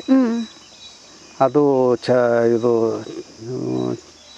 ಚಂಪಾ ಅವರದ ಚಂದ್ರಶೇಖರ್ ಪಾಟೀಲ್ರ ಜಗದಂಬೆಯ ಬೀದಿ ನಾಟಕ ಅಂತ. ಅದರಲ್ಲಿ ಜಗದಂಬೆಯ ಪಾತ್ರ ನಮ್ಮದು. ಆ ಸಂದರ್ಭದಲ್ಲಿ ನಾವು ಸ್ವಲ್ಪ ಮೀಸೆ ಗೀಸೆ ಇದ್ದು, ಮೀಸೆ ತೆಗ್ಸೋಕ್ಕೆ ಯಾರಿಗೂ ಇಷ್ಟ ಇರಲ್ಲ. ಆದರೆ ಸ್ತ್ರೀ ಪಾತ್ರವನ್ನು ಮಾಡಬೇಕು ಅಂದ್ರೆ ತೆಗೆಸಲೇಬೇಕು. ಆದರೆ ಆ ಸಂಭಾಷಣೆಯಲ್ಲಿ ಒಂದು ಮಾತು ಬರುತ್ತೆ, ನಿಜವಾದ ಮೀಸೆ ಹೊತ್ತ ಹೆಂಗಸು ಅಂದರೆ ಇವಳೇ ನೋಡು ಅಂತ. ಅದನ್ನೇ ನಾವು ಆಧಾರವಾಗಿ ಇಟ್ಕೊಂಡು ಮೀಸೆ ತೆಗೆಸ್ದಂಗೆ ಸ್ತ್ರೀ ಪಾತ್ರವನ್ನು ನಿರ್ವಹಿಸಿದ್ವಿ. ಹೀಗೆ ಮೊದಲಿನಿಂದಲೂ ಕೂಡ ನಾಟಕದಲ್ಲಿ ಒಲವಿತ್ತು. ಇತ್ತೀಚಿನ ದಿನಗಳಲ್ಲಿ ನೀವು ಸರ್ವೋದಯ ಚಾರಿಟಬಲ್ ಟ್ರಸ್ಟ್ ಅಂತ ಹೇಳ್ಬಿಟ್ಟು ಒಂದು ಟ್ರಸ್ಟ್ನ ಮಾಡ್ಕೊಂಡಿದ್ದೀರಿ. ಅದ್ರ ಮೂಲಕ ಪಾದಯಾತ್ರೆಗಳನ್ನ ಮಾಡ್ತಾ ಇದ್ದೀರಾ. ಅದರ ಬಗ್ಗೆ ಒಂದಷ್ಟು ಮಾತುಗಳು ಶ್ರೀ. ಸರ್ವೋದಯ ಅಂತ ನಾವು ಮಾಡ್ಕೊಂಡಿದ್ದಲ್ಲ, ಅದರಲ್ಲಿ ಅನೇಕ ಜನ ಚಿಂತಕರು ಕಳೆದ ಒಂದು ವರ್ಷದಿಂದ ಆಗಾಗ ಆನ್ಲೈನ್ನಲ್ಲಿ ಚರ್ಚೆ ಮಾಡ್ತಾಯಿದ್ವಿ. ಸಮಾಜದಲ್ಲಿರೋಂಥ ಅನೇಕ ಅನಿಷ್ಟಗಳನ್ನು ನಿವಾರಣೆ ಮಾಡಲಿಕ್ಕೆ ಗಾಂಧಿ ಮಾರ್ಗ ಸೂಕ್ತ ಅನ್ನೋವಂಥ ಅಭಿಪ್ರಾಯಕ್ಕೆ ನಾವೆಲ್ಲರೂ ಬಂದ್ವಿ. ಬಂದ ಮೇಲೆ ಬರೀ ಚರ್ಚೆ ಮಾಡಿ ಅಲ್ಲಿಗೆ ನಿಂತರೆ ಪ್ರಯೋಜನ ಇಲ್ಲ. ಆ ಚರ್ಚೆ ಫಲಪ್ರದ ಆಗಬೇಕಲ್ಲ, ಅದಕ್ಕೆ ಪ್ರಾರಂಭ ಪಾದಯಾತ್ರೆಯಿಂದನೇ ಆಗಲಿ. ಯಾಕೆಂದರೆ ಗಾಂಧೀಜಿಯವರು ಸತ್ಯಾಗ್ರಹ, ಪಾದಯಾತ್ರೆ ಇವುಗಳಿಗೆ ಬಹಳ ಮಹತ್ವ ಕೊಡ್ತಾಯಿದ್ರು. ಉಪ್ಪಿನ ಸತ್ಯಾಗ್ರಹ ನೋಡಿ, ದಂಡಿ ಯಾತ್ರೆ ನೋಡಿದ್ದೀವಿ. ಹಾಗೆ ನಾವು ಒಂದು ಪಾದಯಾತ್ರೆ ಮಾಡಬೇಕು ಅನ್ನೋವಂಥದ್ದು ನಮ್ಮ ಸಂಘಟಕರ ಎಲ್ಲರ ಅಭಿಪ್ರಾಯ ಬಂತು. ಅದು ಎಲ್ಲಿಂದ ಎಲ್ಲಿಗೆ ನಡಿಬೇಕು. ನಾವು ಚಾಮರಾಜನಗರದಿಂದ ಮೈಸೂರು ಅಂತ ಮೊದಲು, ಯಾಕೆಂದ್ರೆ ಚಾಮರಾಜನಗರದಲ್ಲಿ ಇದರ ಚರ್ಚೆ ನಡೆದಿತ್ತು. GS ಜಯದೇವ್ ಅಂತ ಇದರಲ್ಲಿ GS ಶಿವರುದ್ರಪ್ಪನವರ ಮಗ, ಅವ್ರದ್ದೇ ಆದಂಥ ಒಂದು ಸಂಸ್ಥೆ ಕಟ್ಕೊಂಡು ಅಲ್ಲಿದ್ದಾರೆ. ಅಲ್ಲಿ ಆ ಚರ್ಚೆ ನಡೀತು. ಕೊನೆಗೆ ಅಲ್ಲಿಂದ ಬೇಡ, ಸಾಣೆಹಳ್ಳಿಯಿಂದ ಸಂತೆಬೆನ್ನೂರವರೆಗೂ 4 ದಿನಗಳ ಕಾಲ ಪಾದಯಾತ್ರೆ ನಡೆಯೋದು ಅಂತ ಪ್ರಾರಂಭ ಮಾಡಿದ್ವಿ. ಅಷ್ಟು ಸಹಕಾರ ಸಾರ್ವಜನಿಕರಿಂದ ಸಿಗುತ್ತೋ ಇಲ್ವೋ ಅಂತ ಅನುಮಾನ ನಮಗೂ ಇತ್ತು, ನಮ್ಮ ಸಂಘಟಕರಿಗೂ ಇತ್ತು. ಆದರೆ ಆಶ್ಚರ್ಯದ ಸಂಗತಿ ಅಂತಂದರೆ, ಪ್ರಾರಂಭ ಇಲ್ಲಿಂದ ಆಯಿತು, ಆದಾಗಲೇ ಸಾವಿರಾರು ಜನ ಸೇರಿಕೊಂಡು, ಎಲ್ಲ ವರ್ಗದ ಜನ. ನಾವು 5 ವಿಚಾರಗಳನ್ನು ಪ್ರಧಾನವಾಗಿ ಇಟ್ಕೊಂಡಿದ್ವಿ. 1 ಪರಿಸರ, 2 ಕೃಷಿ, 3 ಆರೋಗ್ಯ, 4 ಶಿಕ್ಷಣ, 5 ಆಡಳಿತ ಅಥವಾ ರಾಜಕೀಯ. ಇವು ಬಹಳ ಪ್ರಧಾನವಾದಂಥ ಅಂಗಗಳು. ಈ 5 ಅಂಗಗಳಲ್ಲಿ ಸುಧಾರಣೆ ಆಯಿತು ಅಂದರೆ ಸಮಾಜ ತನ್ನಿಂದ ತಾನೇ ಬೆಳವಣಿಗೆ ಆಗುತ್ತೆ.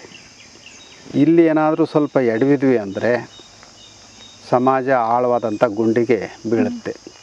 ಇದು ನಮ್ಮೆಲ್ಲರ ಚಿಂತನೆ ಆಗಿ ಇವತ್ತು ಪರಿಸರವನ್ನು ನಾವು ಸಂಪೂರ್ಣವಾಗಿ ಹಾಳು ಮಾಡಿಬಿಟ್ಟಿದೆ. ಅದು ಭೂಗಳರಿಂದ ಆಗಿರ್ಬೋದು, ಗಣಿಗಾರಿಕೆಯಿಂದ ಆಗಿರ್ಬೋದು, ದೊಡ್ಡ ಪ್ರಮಾಣದಲ್ಲಿ. ಇನ್ನು ಅದ್ರ ಜೊತೆಗೆ ಈ ಪ್ಲಾಸ್ಟಿಕ್ಕು ತುಂಬ ಬಳಕೆ ಆಗಿ ಅದು ಭೂಮಿಯ ಮೇಲೆಲ್ಲ ಬಿದ್ದು ನೀರು ಕೂಡ ಇಂಗದಂಥ ಸ್ಥಿತಿ ನಿರ್ಮಾಣ ಆಗ್ತಾಯಿದೆ. ಪ್ಲಾಸ್ಟಿಕ್ನಿಂದ ಆಗುವಂಥ ಅನಾಹುತಗಳನ್ನು ಜನರಿಗೆ ಮನವರಿಕೆ ಮಾಡೋವಂಥದ್ದು. ಒಂದು ಪ್ರದೇಶದಲ್ಲಿ ಕಾಡು ಇಷ್ಟಿರಬೇಕು ಅಂತ ಇರುತ್ತೆ, ನಮ್ಮ ಕಾಡುಗಳನ್ನೆಲ್ಲ ಕಡಿದು ನಾಶ ಮಾಡಿಬಿಟ್ಟಿದ್ದೀವಿ. ಹೌದು. ಗಿಡ ಮರಗಳನ್ನು ಬೆಳೆಸಿದ ಮತ್ತೆ ಪ್ರಕೃತಿಯನ್ನು ನಾವು ಉಳಿಸ್ಕೊಳ್ಳಿಕ್ಕೆ ಸಾಧ್ಯ ಅನ್ನೋವಂಥದ್ದು. ಈ ನೆಲೆಯಲ್ಲಿ ಮೊದಲನೇದೇ ಪರಿಸರ ಪ್ರಜ್ಞೆಯನ್ನು ಬೆಳೆಸೋವಂಥದ್ದು. ಆಮೇಲೆ ಯಾವುದ್ಯಾವುದೋ ವಸ್ತುಗಳನ್ನು ಸುಟ್ಟು ಹಾಕಿಬಿಡ್ತೀವಿ, ಅದನ್ನು ಸುಡೋದು ಬೇಡ. ಈಗ ಇಲ್ಲಿ ಅನೇಕ ಎಲೆಗಳು ಬಿದ್ದಿದ್ದಾವಲ್ಲ, ಈ ಎಲೆಗಳನ್ನು ಸುಡ್ಬೋದು, ಆದರೆ ವಾಯು ಮಾಲಿನ್ಯ ಆಗುತ್ತೆ. ಅದ್ರ ಬದಲಾಗಿ ಒಂದು ಗುಂಡಿ ತೋಡಿ ಅಥವಾ ಅಲ್ಲಲ್ಲೇ ಒಂದಿಷ್ಟು ಮೇಲೆ ಮಣ್ಣು ಹಾಕಿದರೆ ಅದು ಗೊಬ್ಬರ ಆಗುತ್ತೆ, ಕಾಂಪೋಸ್ಟ್ ಗೊಬ್ಬರ ಆಗುತ್ತೆ. ಈ ರೀತಿಯ ಅರಿವನ್ನು ಜನರಿಗೆ ಮೂಡಿಸೋವಂಥದ್ದು. ಎರಡನೇದು ಕೃಷಿ. ಇವತ್ತು ಕೃಷಿ ಅಂದ ತಕ್ಷಣ ಆರ್ಥಿಕ ಬೆಳೆ ಅಂತ ಆಗಿಬಿಟ್ಟಿದೆ. ಎಲ್ಲಿ ನೋಡಿದರೂ ಅಡಿಕೆ, ಬಾಳೆ, ತೆಂಗು ಈ ರೀತಿ ಹಣ ಹೆಚ್ಚು ಕೊಡುವಂಥ ಬೆಳೆ ಯಾವುದೈತಿ ಅದನ್ನು ಮಾತ್ರ ನಮ್ಮ ರೈತರಿಗೆ ಬೆಳೆಯೋಕ್ಕೆ ಮುಂದಾಗಿಬಿಟ್ಟಿದ್ದಾರೆ. ನಾವು ನಿತ್ಯವೂ ಆರೋಗ್ಯಕ್ಕಾಗಿ ಊಟ ಮಾಡುವಂಥ ಧಾನ್ಯಗಳನ್ನು ಬೆಳೆಯೋರು ತುಂಬ ಕಡಿಮೆ ಆಗಿದ್ದಾರೆ. ತರಕಾರಿ ಬೆಳೀತಾ ಇಲ್ಲ, ರಾಗಿ ಬೆಳೀತಾ ಇಲ್ಲ, ಜೋಳ ಬೆಳೀತಾ ಇಲ್ಲ, ಮೆಣಸಿನ್ಕಾಯಿ ಬೆಳೀತಾ ಇಲ್ಲ, ತೊಗರಿ ಬೆಳೀತಾ ಇಲ್ಲ. ಒಂದು ವೇಳೆ ಬೆಳೆದ್ರೂ ಕೂಡ ಅವು ಸಾವಯವ ಕೃಷಿ ಆಗ್ತಾಯಿಲ್ಲ. ಸರ್ಕಾರಿ ಗೊಬ್ಬರ ಬಳಸ್ತಾ ಇದ್ದೀವಿ, ಅನೇಕ ಕ್ರಿಮಿನಾಶಕಗಳನ್ನು ಸಿಂಪಡಿಸ್ತಾ ಇದ್ದೀವಿ. ಅದಕ್ಕಿಂತ ಹೆಚ್ಚಾಗಿ ಈಗ ಕಳೆನಾಶಕಗಳು ಜಾಸ್ತಿ ಆಗಿದೆ. ಹಾಗಾಗಿ ನಾವು ಉಣ್ಣುವಂಥ ಆಹಾರ ವಿಷ. ಅದು ಗಾಳಿಗೆ ವಿಷ ಹಾಕ್ತಾಯಿದ್ದೀವಿ, ನೀರಿಗೆ ವಿಷ ಹಾಕ್ತಾಯಿದ್ದೀವಿ, ಭೂಮಿಗೆ ವಿಷ ಹಾಕ್ತೀವಿ. ಅದ್ರ ಮೂಲಕ ನಾವು ವಿಷ ತಗೊಳ್ತಾ ಇದ್ದೀವಿ. ಇದ್ರ ಬಗ್ಗೆ ಜನರಿಗೆ ಅರಿವು ಮೂಡಿಸಿ ಕೊನೆ ಪಕ್ಷ ನಿಮ್ಮ ಆರೋಗ್ಯದ ದೃಷ್ಟಿಯಿಂದ 1 ಎಕರೆ ಇಲ್ಲಾದ್ರೂ ಈ ಸಾವಯವ ಕೃಷಿ ನಿಮಗೆ ಬೇಕಾದದ್ದನ್ನು ಬೆಳೆಸ್ರಿ ಅಂತ ಜನರಿಗೆ ಅರಿವು ಮೂಡಿಸುವಂಥದ್ದು ಕೃಷಿ. ಮೂರನೇದು ಆರೋಗ್ಯ. ಪರಿಸರಕ್ಕೂ ಕೃಷಿಗೂ ಮತ್ತು ಆರೋಗ್ಯಕ್ಕೂ ಅವಿನಾಭಾವ ಸಂಬಂಧ ಇದೆ. ಆರೋಗ್ಯ ಚೆನ್ನಾಗಿರಬೇಕು ಅಂದರೆ ಪರಿಸರ ಚೆನ್ನಾಗಿರಬೇಕು. ಪರಿಸರ ಚೆನ್ನಾಗಿರಬೇಕು ಅಂತಂದರೆ ಒಳ್ಳೆಯ ಆಹಾರವನ್ನು ಬೆಳಿಬೇಕು ನಾವು. ಹಾಗಾಗಿ ನಮ್ಮ ಆರೋಗ್ಯ ವೈದ್ಯರ ಕೈಯಲ್ಲಿಲ್ಲ. ಭಾಳ ಜನ ನಾವೇನು ಅಂದ್ಕೊಳ್ತೇವೆ ಅಂದರೆ ಭಾಳ ಪ್ರಖ್ಯಾತ ವೈದ್ಯರು, ಇವ್ರು ಪ್ರಖ್ಯಾತ ವೈದ್ಯರು ಅಂತ ಹೇಳ್ತೀವಿ. ಇಲ್ಲ, ನಮಗೆ ನಾವೇ ವೈದ್ಯರಾಗಬೇಕು. ಆಹಾರದ ಮೂಲಕವೇ ನಮ್ಮ ಆರೋಗ್ಯವನ್ನು ಸುಧಾರಣೆ ಮಾಡಿಕೊಳ್ಬೇಕು ಅನ್ನೋ ಹಿನ್ನೆಲೆಯಲ್ಲಿ ಈ ಪರಿಸರ ಮತ್ತು ಕೃಷಿಗೆ ಒತ್ತು ಕೊಟ್ಟು ಅದು ಆರೋಗ್ಯದ ಮೇಲೆ ಎಂಥ ಸತ್ಪರಿಣಾಮವನ್ನು ಬೀರುತ್ತೆ ಅನ್ನೋದನ್ನು ಹೇಳಬೇಕು ಅನ್ನೋದು. ಇವತ್ತಂತೂ ಚಿಕ್ಕ ಮಕ್ಕಳಿಗೇ BP ಬರ್ತಾಯಿದೆ, ಡಯಾಬಿಟಿಸ್ ಬರ್ತಾಯಿದೆ, ಹಾರ್ಟ್ ಅಟ್ಯಾಕ್ ಆಗ್ತಾಯಿದೆ. ಇದಕ್ಕೆ ಕಾರಣ ಏನು ಅಂತಾರೆ ಆಹಾರ. ಇದ್ರ ಬಗ್ಗೆ ಅರಿವು ಮೂಡಿಸುವಂಥದ್ದು. ಇನ್ನು 4ನೇದು ಶಿಕ್ಷಣ. ಶಿಕ್ಷಣ ಅಂದ ಕೂಡಲೇ ಎಲ್ಲರೂ ಕಾನ್ವೆಂಟ್ ಕಡೆಗೆ ನೋಡ್ತಾ ಇದ್ದಾರೆ. ಕನ್ನಡ ಮಾಧ್ಯಮವನ್ನು, ಕನ್ನಡ ಭಾಷೆಯನ್ನು ಸಂಪೂರ್ಣವಾಗಿ ಕಡೆಗಣಿಸ್ತಾ ಇದ್ದಾರೆ. ಹೀಗೆ ಕಡೆಗಣಿಸ್ತಾ ಹೋದರೆ ನಾವು ಕನ್ನಡ ಸಂಸ್ಕೃತಿಯನ್ನೇ ಕಳ್ಕೊಳ್ತೇವೆ, ಕನ್ನಡತನವನ್ನೇ ಕಳ್ಕೊಳ್ತೇವೆ. ನಾಳೆ ಕನ್ನಡ ಭೂಮಿಯನ್ನು ಕಳ್ಕೊಳ್ಳುವಂಥ ಸ್ಥಿತಿ ಬರ್ಬೋದು. ಈ ದೃಷ್ಟಿಯಲ್ಲಿ ಕೊನೆ ಪಕ್ಷ ಮಕ್ಕಳನ್ನ 7ನೇ ತರಗತಿವರೆಗಾದರೂ ಕನ್ನಡ ಮಾಧ್ಯಮದಲ್ಲಿ ಓದಿಸ್ಬೇಕು. ನಂತರ ಯಾವ ಭಾಷೆಯಲ್ಲಾದರೂ ಅವರು ಓದಿಸ್ಲಿ. ಕನ್ನಡ ಕಡ್ಡಾಯ ಆಗಬೇಕು. ಕನ್ನಡನೇ ಅವ್ರಿಗೆ ಬರಲಿಲ್ಲ ಅಂತಂದರೆ ನಾವು ಶರಣರ ಸಾಹಿತ್ಯ ಇಷ್ಟಿದೆ, ದಾಸ ಸಾಹಿತ್ಯ ಹಾಗಿದೆ, ನಮ್ಮಲ್ಲಿ 8 ಜನ ಜ್ಞಾನಪೀಠ ಪ್ರಶಸ್ತಿ ಪಡೆದಂಥ ಸಾಹಿತಿಗಳಿದ್ದಾರೆ ಅಂತ ಬರೀ ಇತಿಹಾಸ ಹೇಳ್ದಂಗೆ ಆಗುತ್ತೆ. ವರ್ತಮಾನ ಏನಾಯ್ತು? ಹೌದು. ಆ ನೆಲೆಯಲ್ಲಿ ಶಿಕ್ಷಣಕ್ಕೂ ಕೂಡ ಬದಲಾವಣೆಯನ್ನು ತರಬೇಕು ಅನ್ನುವಂಥದ್ದು. ಇನ್ನು ಕೊನೆಯದು ಇವೆಲ್ಲವೂ ಸರಿ ಆಗಬೇಕು ಅಂದರೆ ರಾಜಕೀಯ ಸರಿ ಆಗಬೇಕು. ಇವತ್ತು ರಾಜಕೀಯ ಕ್ಷೇತ್ರ ನಿರೀಕ್ಷೆ ಮಾಡಿದಷ್ಟು ಒಳ್ಳೆಯದಾಗಿಲ್ಲ. ಹಿಂದೆಲ್ಲ ಹೇಳ್ತಾ ಇದ್ದರು, philosopher should be the rulers of the state ಅಂತ. ತಾತ್ವಿಕರು ಈ ರಾಜ್ಯದ ಆಡಳಿತದ ಚುಕ್ಕಾಣಿಯನ್ನು ಹಿಡಿಬೇಕು ಅಂತ. ಹಾಗಂತ ತಾತ್ವಿಕರು ಇವತ್ತು ಯಾರಾದರೂ ಚುನಾವಣೆ ನಿಂತು ಗೆಲುವು ಸಾಧಿಸೋಕ್ಕೆ ಸಾಧ್ಯ ಇದೆಯಾ? ಸಾಧ್ಯನೇ ಇಲ್ಲ. ಯಾಕೆ ಅಂತಂದರೆ ಇವತ್ತೆಲ್ಲ ಚುನಾವಣೆಗೆ ಬರ್ತಾ ಇರೋವಂಥವ್ರು ಗಣಿಗಾರಿಕೆ ಮಾಲೀಕರು, ಭೂಗಳ್ಳರು, ಕಾರ್ಖಾನೆ ಪ್ರಾರಂಭ ಮಾಡಿರೋವಂಥವ್ರು, ಬೇರೆ ಬೇರೆ ಶಿಕ್ಷಣ ಸಂಸ್ಥೆಗಳನ್ನು ಪ್ರಾರಂಭ ಮಾಡಿ ಸುಲಿಗೆ ಮಾಡ್ತಾ ಇರೋವಂಥವ್ರು. ಅಂದರೆ ವಾಮ ಮಾರ್ಗದಿಂದ ಹೆಚ್ಚು ಸಂಪಾದನೆ ಮಾಡೋವಂಥವ್ರಿಗೆ ಇವತ್ತು ರಾಜಕೀಯದಲ್ಲಿ ಅವಕಾಶ ಇದೆಯೇ ಹೊರತಾಗಿ ಸಾತ್ವಿಕರಿಗೆ ಇಲ್ಲ. ಒಂದು ಮಾತಲ್ಲೇ ಹೇಳಬೇಕು ಅಂದರೆ ಬಂಡವಾಳಶಾಹಿಗಳಿಗೆ ಮಾತ್ರ ರಾಜಕೀಯ. ಬಂಡವಾಳಶಾಹಿಗಳೇ ಅದರಲ್ಲಿ ಪ್ರಧಾನವಾಗಿ ಪಾತ್ರವನ್ನು ನಿರ್ವಹಿಸ್ತಾ ಇದ್ದಾರೆ. ಹಿಂದೆಲ್ಲ ರಾಜಕೀಯಕ್ಕೆ ಯಾರಾದರೂ ಬರ್ತಾರೆ ಅಂತಂದರೆ ಕೊನೆ ಪಕ್ಷ ಅವನು LLB ಓದಿರಬೇಕಾಗಿತ್ತು, ಕಾನೂನಿನ ಪ್ರಜ್ಞೆ ಇರಬೇಕಾಯಿತು, ಅವನು ಬೇರೆ ಬೇರೆ ಕ್ಷೇತ್ರದಲ್ಲಿ ಸಾರ್ವಜನಿಕ ಸೇವೆಯನ್ನು ಸಲ್ಲಿಸಬೇಕಾಯಿತು. ಈಗ ಸಾರ್ವಜನಿಕ ಸೇವೆ ಅನ್ನುವಂಥದ್ದು ಗೌಣ. ಬದಲಾಗಿ ಅವನ ಹತ್ರ ಎಷ್ಟು ಬಂಡವಾಳ ಇದೆ. ಟಿಕೆಟ್ ಕೊಡುವಾಗಲೂ ಕೂಡ ನಮ್ಮ ಬೇರೆ ಬೇರೆ ಪಕ್ಷಗಳು ಏನು ಮಾಡ್ತಾವೆ, ನಿನ್ನ ಹತ್ರ ಇಷ್ಟು ಬಂಡವಾಳ ಐತೇನಪ್ಪ, ಪಾರ್ಟಿಗೆ ಎಷ್ಟು ಫಂಡ್ ಕೊಡ್ತೀರಾ, ಪಾರ್ಟಿಗೆ ಎಷ್ಟು ಕೊಡ್ತೀಯಾ, 50 ಕೋಟಿ ಖರ್ಚು ಮಾಡೋವಂಥ ಸಾಮರ್ಥ್ಯ ನಿನಗಿದೆಯಾ, ಹಾಗಿದ್ರೆ ಟಿಕೆಟ್ ಕೊಡ್ತೀವಿ ಅಂತ ಹೇಳ್ತಾರೆ. ಅವನು ಏನು ಸಾಧನೆ ಮಾಡಿದ್ದಾನೆ, ಏನು ಓದಿದ್ದಾನೆ, ಎಷ್ಟು ಜನರ ಪ್ರೀತಿ ವಿಶ್ವಾಸವನ್ನು ಗಳಿಸಿದ್ದಾನೆ, ಇದನ್ನು ಯಾರೂ ನೋಡ್ತಾ ಇಲ್ಲ. ಹಾಗಾಗಿನೇ ಭ್ರಷ್ಟಾಚಾರ ಮಿಗಿಲು ಮುಟ್ಟಿಬಿಟ್ಟಿದೆ. ಭ್ರಷ್ಟಾಚಾರದಿಂದ ಯಾರು ಇವತ್ತು ಹೊರಗಿದ್ದಾರೆ ಅಂತ ಹೇಳೋದೇ ಕಷ್ಟ. ಹಾಗಾಗಿ ನಮ್ಮ ರಾಜ್ಯದ ಸ್ಥಿತಿ ನೋಡಿದರೆ ನಿಮಗೆ ಗೊತ್ತಾಗುತ್ತೆ, ಎಲ್ಲ ಪ್ರಗತಿಯು ಕುಂಠಿತ ಆಗ್ತಾಯಿದೆ. ಹಾಗಾಗಿ ರಾಜಕೀಯ ಕ್ಷೇತ್ರದಲ್ಲಿ ಪರಿವರ್ತನೆ ತರಬೇಕು. ಯಾವುದೇ ಹಣ ಖರ್ಚು ಮಾಡದೆ ಯೋಗ್ಯರನ್ನು ಆಯ್ಕೆ ಮಾಡುವಂಥ ಮನಸ್ಥಿತಿ ಮತದಾರರಿಗೆ ಬರಬೇಕು. ರಾಜಕಾರಣಿಗಳು ಕೆಟ್ಟಿದ್ದಾರೆ ಅಂತ ಬೈಯೋದು ಸುಲಭ, ಆದರೆ ನಾವು ಮತದಾರರು ಏನಾಗಿದೆ, ಅವ್ರನ್ನ ಕೆಡಿಸಿರೋರು ನಾವೇ ಅಲ್ಲ. ಹಾಗಾಗಿ ಮತದಾರರಲ್ಲಿ ಜಾಗೃತಿಯನ್ನು ಮೂಡಿಸ್ಬೇಕು. ಹಾಗೆ ಮೂಡಿಸೋದ್ರ ಮೂಲಕ ಉತ್ತಮ ನೇತಾರರನ್ನು ನಾವು ತರಲಿಕ್ಕೆ ಸಾಧ್ಯ ಐತಿ. ಈ 5 ಅಂಶಗಳನ್ನು ಇಟ್ಕೊಂಡು ಸಾಣೆಹಳ್ಳಿಯಿಂದ ಸಂತೆಬೆನ್ನೂರವರೆಗೂ 4 ದಿನಗಳ ಕಾಲ ತುಂಬ ಅರ್ಥಪೂರ್ಣವಾದಂಥ ಪಾದಯಾತ್ರೆ ನಡೀತು. ಹಾಗಂದ ತಕ್ಷಣ ಪಾದಯಾತ್ರೆಯಿಂದ ಎಲ್ಲ ಪರಿವರ್ತನೆ ಆಗಿಬಿಡುತ್ತೆ ಅನ್ನೋಂಥ ಭ್ರಮೆ ನಮಗಿಲ್ಲ. ಆದರೆ ಅದು ಅಲ್ಲಲ್ಲೇ ಜಾಗೃತಿಯ ಬೀಜಗಳನ್ನು ಬಿತ್ತಿದೆ. ಆ ಬೀಜಗಳು ಕೆಲವು ಮೊಳಕೆ ಹೊಡಿಬೋದು, ಕೆಲವು ಮೊಳಕೆ ಹೊಡೆದ ಮೇಲೆ ಸಾಯ್ಬೋದು. ಆದರೂ 1-2 ಬೀಜ ಹುಲಸಾಗಿ ಬೆಳೆದು ಸತ್ಫಲವನ್ನು ಕೊಡುತ್ತೆ ಅನ್ನೋಂಥ ನಿರೀಕ್ಷೆ ಇದ್ದೇ ಇದೆ. ಮತ್ತು 2ನೇ ಹಂತದಲ್ಲಿ ಧಾರವಾಡದಿಂದ ಗರಗ್ವರೆಗೂ ಪಾದಯಾತ್ರೆ ಮಾಡಿ, ಗರಗ್ ಅಂತಂದರೆ ಇವತ್ತು ರಾಷ್ಟ್ರೀಯ ಧ್ವಜ ತಯಾರು ಮಾಡುವಂಥ ಕೇಂದ್ರ ಖಾದಿ ಬೋರ್ಡಲ್ಲಿದೆ, ಅಲ್ಲಿವರೆಗೂ ಮಾಡಿದ್ವಿ. ನಮಗೆ ಅಲ್ಲಿ ಒಂದು ಚೈತನ್ಯ ಸಿಗೋವಂಥ ಒಂದು ಮಾತುಗಳು ಸಿಕ್ಕುವಲ್ಲಿ. ಅಲ್ಲಿ ಒಂದು ಮನೆಯಲ್ಲಿ ನಮ್ಮ ಪೂಜೆಗೆ ವ್ಯವಸ್ಥೆ ಮಾಡಿದ್ರು. ಆ ಮನೆಗೆ ಭಾಳ ಚಿಕ್ಕದದು, ಭಾಳ ಚಿಕ್ಕದು ಅಂದ್ರೆ ಭಾಳ ಚಿಕ್ಕದು. ಇವತ್ತೆಲ್ಲ ಮನೆಗಳ್ನ ಯಾವುದೋ ನೋಡಿದ್ರು ಗುರುಗಳ್ನ ಕರ್ಕೊಂಡು ಹೋಗೋದು ಅರಮನೆ ಅಂತ ಮನೆಗಳಿಗೆ ಹೋಗ್ತಾರೆ. ಅಯ್ಯೋ ಗುರುಗಳ್ನ ಇಂಥ ಮನೆಗೆ ಕರ್ಕೊಂಡು ಹೋಗೋದಾ ಅಂತ ಮಾತಾಡ್ತಾರೆ. ಆದರೆ ಅಲ್ಲಿ ವ್ಯವಸ್ಥೆ ಮಾಡಿದ್ದೆ ಒಂದು ಪುಟ್ಟ ಮನೆಯಲ್ಲಿ. ಆ ಮನೆಯ ಶೌಚಾಲಯಕ್ಕೆ ಬಾಗಲಿಲ್ಲ, ಬಾತ್ರೂಮಿಗೆ ಬಾಗಲಿಲ್ಲ. ಅಂದರೆ ಇನ್ನೂ ಅವನು ಆ ಮನೆಯ ನಿರ್ಮಾಣ ಹಂತದಲ್ಲೇ ಇದೆ. ಅಲ್ಲಿ ಪೂಜೆ ಪ್ರಸಾದ ಆದಮೇಲೆ ನಾವು ಆ ಮನೆಯ ವ್ಯಕ್ತಿಯನ್ನು ಕೇಳಿದ್ವಿ, ಏನಪ್ಪ ಏನು ಉದ್ಯೋಗ ಮಾಡ್ತಾಯಿದ್ದೀರಿ? ಖಾದಿ ಬೋರ್ಡ್ನಲ್ಲಿ ಮ್ಯಾನೇಜರ್ ಆಗಿದ್ದೀನಿ. ಏನು ಸಂಬಳ ಕೊಡ್ತಾರೆ?